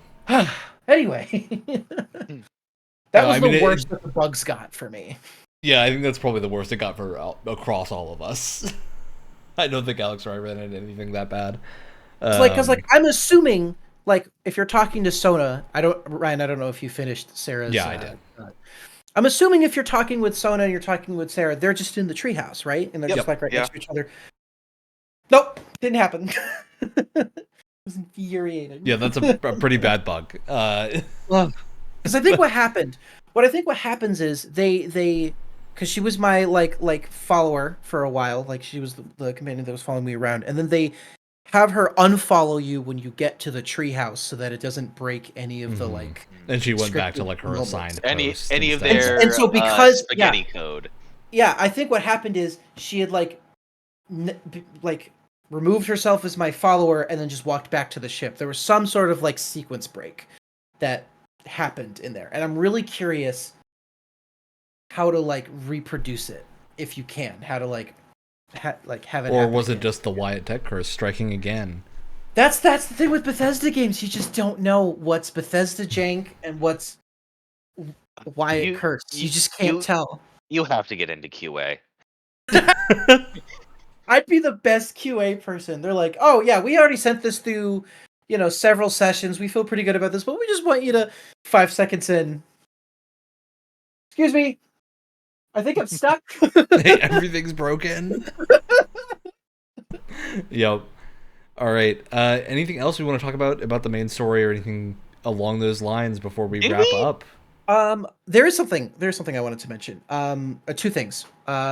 One being, we were talking about exploration and how it is a little bit neutered in this game for the reasons we were already talking about. But in terms of just like the idea of exploration, I thought it was really, really well done in terms of having it be a main theme for the story. And because there's so many moments where characters are talking about like exploration through their own perspective and like what that means to them. There's also a lot of moments of like, did we push too far? And like, how much further do we want to push? Like, especially after whichever companions of yours dies. There's a lot of conversation about like, is it even worth it to keep going? Is this our fault for pushing too hard? And so that's what was so interesting, was that the themes of exploration that were explored in the story were actually quite good. And I really liked how they played with that quite a bit throughout, like, basically the entire thing. But then the actual, like, gameplay exploration was, like, lacking, which is, like... It just doesn't reflect such a weird... The core such a story weird dichotomy. concept. It's so interesting. I will say, so we were talking about getting into spoilers. We've spoiled a lot of, beginning of spoiler section-y stuff, and then very end and New Game Plus-y things. Mm-hmm. We didn't talk at all about Earth or the Prophet. Yeah, I mean... Right. I think these are more fitting for lore breakdowns, because I do think the Earth stuff is very interesting, and the idea of it being... So, for people that may not have read this, because a lot of this is contained in logs and stuff, and isn't directly told to you, but there is this cool through line of, like, the discovery of the grav drive. The person who discovered it knew that the drive itself, wherever it was being constructed, would cause basically the atmosphere to leak and would over time ruin the atmosphere. And rather than wait to make the technology safer before attempting it, he decided it would be better to do that because it would force everyone to adopt the technology. It would force them to move into the stars, which is a really interesting concept that I think they just don't explore very much. Of like, I wanted more. I wanted it to be kind of stretched out a little bit more because again, it's it like, plays I into almost feel that like theme. after the Starborn encounter at the end, we need like an epilogue or something that has some ability to reveal this information and see like if there's other bits around of like grav drives are what imploded Earth's gravity or Earth's atmosphere and made it completely inhospitable. It would be super interesting to be like a storyline I would love in the expansion is terraforming. Like, can we terraform planets? Yeah. Exploring that as an option of like, can we reclaim Earth or something? But I have a feeling it's a question that the game is just not interested in asking, and it's more about the idea of, was the push to exploration and the technological leap worth the sacrifice? Again, bringing in like how it has that theme of exploration in it, and it really like stretches it in a good way. It really kind of explores it a lot more. But I do think my biggest problem with along those lines is, I don't know about you all, but to me, the settled systems don't feel very populated. Like, I think that's the biggest downfall of They don't. having There's Earth be gone. There are literally no minor cities. There are just the major Yeah, cities. like, I really wish we had a city that was the scale of Imperial City. Because I do think New Atlantis is, like, geographically speaking, the biggest city they've made, and has the most, like, sheer amount of people, but it doesn't feel big. Just because of the nature of, like, everything being 3 big towers. And they were talking, like, about, like, these are the biggest cities we've made in any Bethesda game so far. Okay. Doesn't feel like it. Like, I think they're technically the biggest, but they aren't the most full of stuff. Like, I think Skyrim, even though Solitude is technically tiny, it does feel like a more big area just because of, like, you move into the palace and whatnot, and you have, like, a very distinct move from lower city where people live to the, like, Imperial Army barracks to the palace, to, like, and you have a lot of baselines there that feel more unique, and I think they just didn't nail that sort of separation here of having larger areas that feel more interesting, especially because spaceports hold 2 ships. Yeah. There should be a line of spaceports, or people should have shuttles that they come and land in little shuttles rather than their actual ship.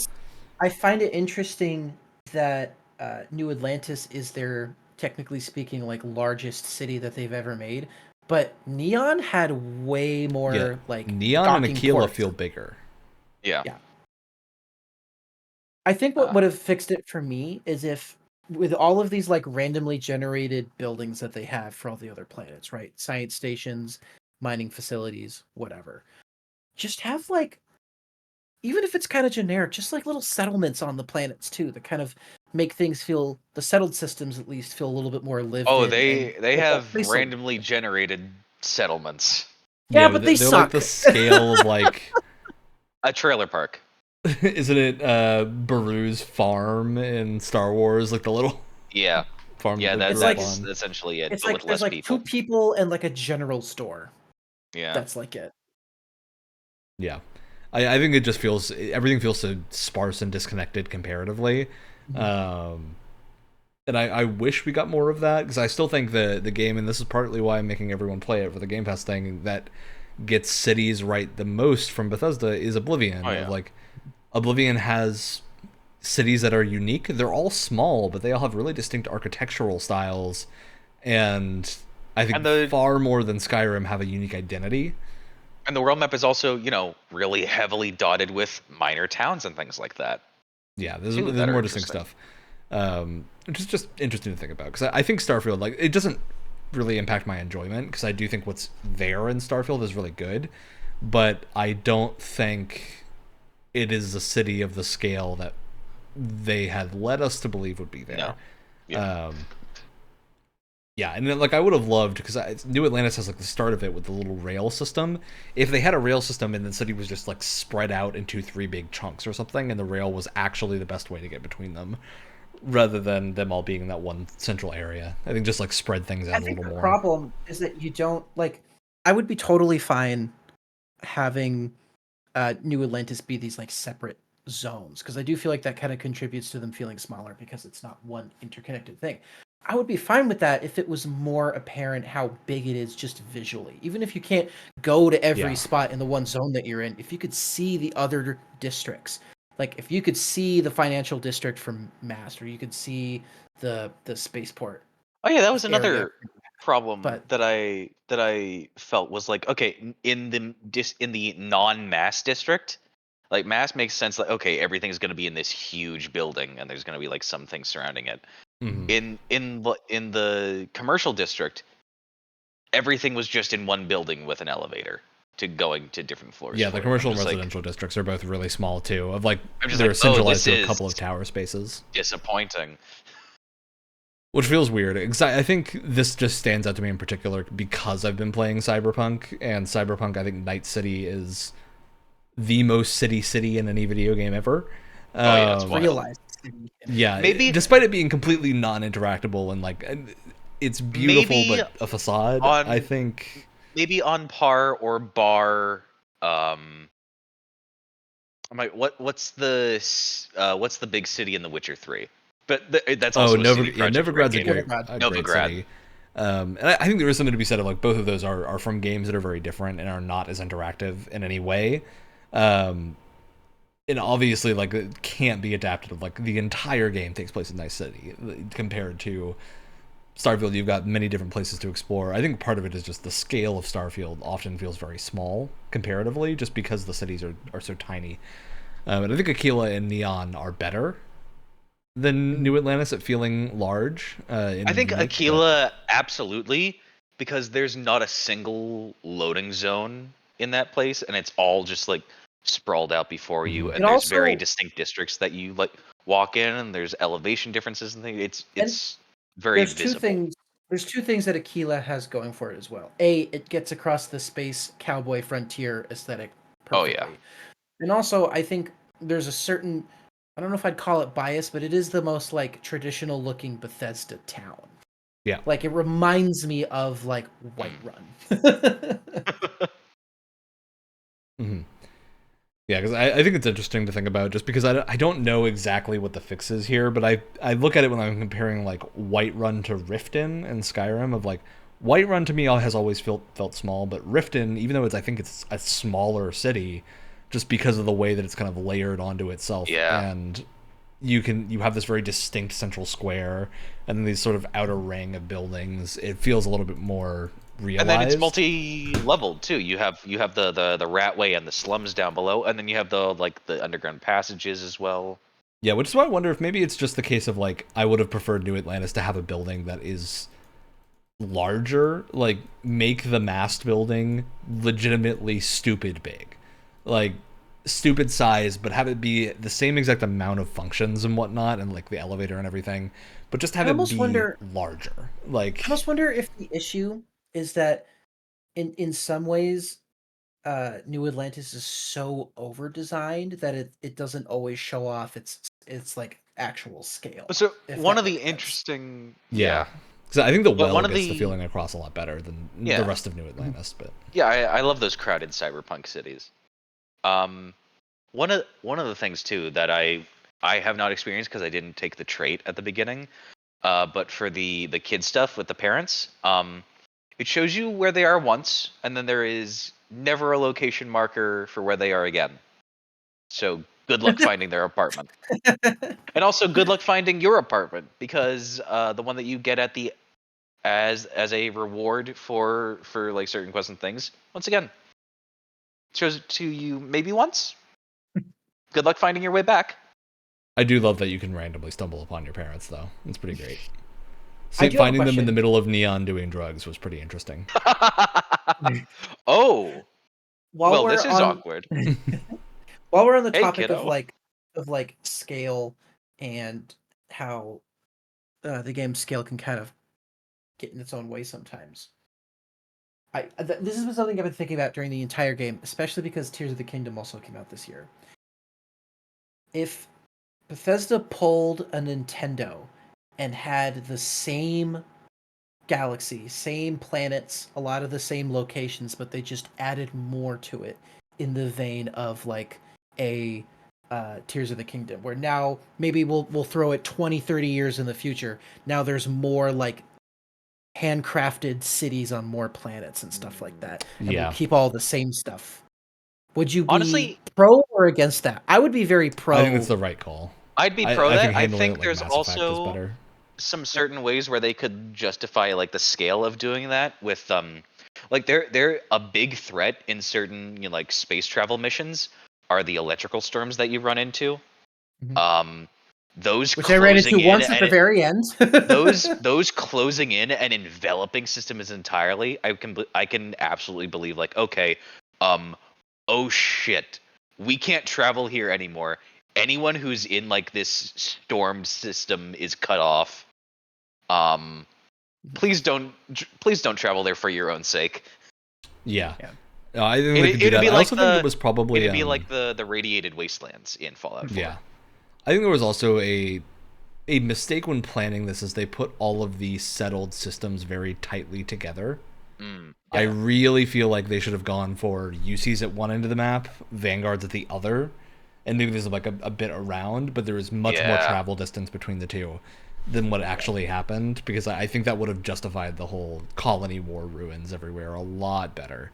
I think the idea, because I agree with you, I think the idea of what they were trying to do was like all the settled systems are right here, which means all of the large scale cities are here. The further out you get, the more remote it gets, which I think is that kind of what they were thinking of. Bad to me. Like, it feels that as you go more remote, there's just no point to going to the furthest star systems, and it would feel really cool if there was something there that was more impactful. I would be very much for like have the exact same planets and everything. You have your random generation, you have all that in place. Now you can just add to it, and I think it has more justification than Tears of the Kingdom did, where it's like you got all these planets where you're not doing very much with. Keep everything else and just focus on like filling out those planets with more stuff. Yeah, I think it would be the right call. All right. So, any final thoughts before we move on to shoutouts and take our leave of Starfield? And again, we'll probably talk about this game again when the DLC comes out, I expect, because I think we're all probably in for that DLC when it happens. Absolutely. God, there's so much to talk about. It's like hard to sum up everything. Yeah, I mean, we've hit pretty much everything, I think, that we needed to. There's a lot more specific stuff we could talk about down the line, but I think for this, we've covered our thoughts on it pretty heavily. Any final notes of like recommendations of quests to do, things like that? Heavily recommend UC Vanguard. That's a very good quest. I recently started the Ryujin quests, and those are fun. It's very corporate espionage. Yeah. No, I mean if you're new to Bethesda games, if something catches your attention that seems really small, sometimes that can balloon into a much bigger quest than what you're expecting. So just follow along. Just go with the wind sometime and see what happens. All right. Shoutouts. Who's got one for me? What are you just considering? Covering the label. I was during the beginning of this podcast enjoying some very, very fun organic Moroccan mint green tea. Nice. Tasty, refreshing. Tasty tea. Hold on. I'm looking up a specific and shout out to smuggling 3/4 of a pound of lo mein in coffee cups back to my apartment. Nice. Shout out to 3/4 of a pound, or was it 3 pounds? Final 3 It can't have been 3 pounds, Alex. That's so much lo mein. I had a good, I think it was 5 or 6 large coffee cups in my hands that I was smuggling these out in, because there were no more takeout That's containers. too much lo mein. That's a lot of lo mein. Shout out to the 3 remaining Redfall players. Oh, that's right. You don't even have enough for a full squad. No. Why? Remember, they had the biggest bump of their player base after the update. It's now up to at the highest point it was 58 players. as opposed to the previous highest, which was 36. Well, I'm instead of glad the to see- average, which was 3. I'm glad to see that the game is just doing just so well. It's just such a healthy state. Yeah, shout out to the What? 48 people currently playing in the group chat for Redfall. What a Yeah. what a horrifying, like, behind the scenes, what a horrifyingly interesting development story. Yeah. All right. I've got a shout out particularly for you, Alex. I think this is a game you're going to want to take a look at. A game called The Bloodline that came out in early access very recently and is a single developer take on a open sort of first person RPG thing, sandbox RPG. And it's got Vermintide inspired combat, grappling hook, huge amount of skills. It's very fun. Completely broken apart right now. Like it is very much an early access game, but it's surprisingly functional. You can build a town in it. You can explore. It's pretty good. It's a very good, solid early access thing, and it's on a steep discount for having just launched. So There you good go. to check it out. There you go. All right. Well, that's our show. As always, Tuesdays at 7 a.m. Pacific time on the podcast platform of your choice, YouTube and Twitch. We'll see you next time for more games talk and things. Yeah. You said it. Was there more you wanted to add? No, I think you summed it up so perfectly. How could I ever follow?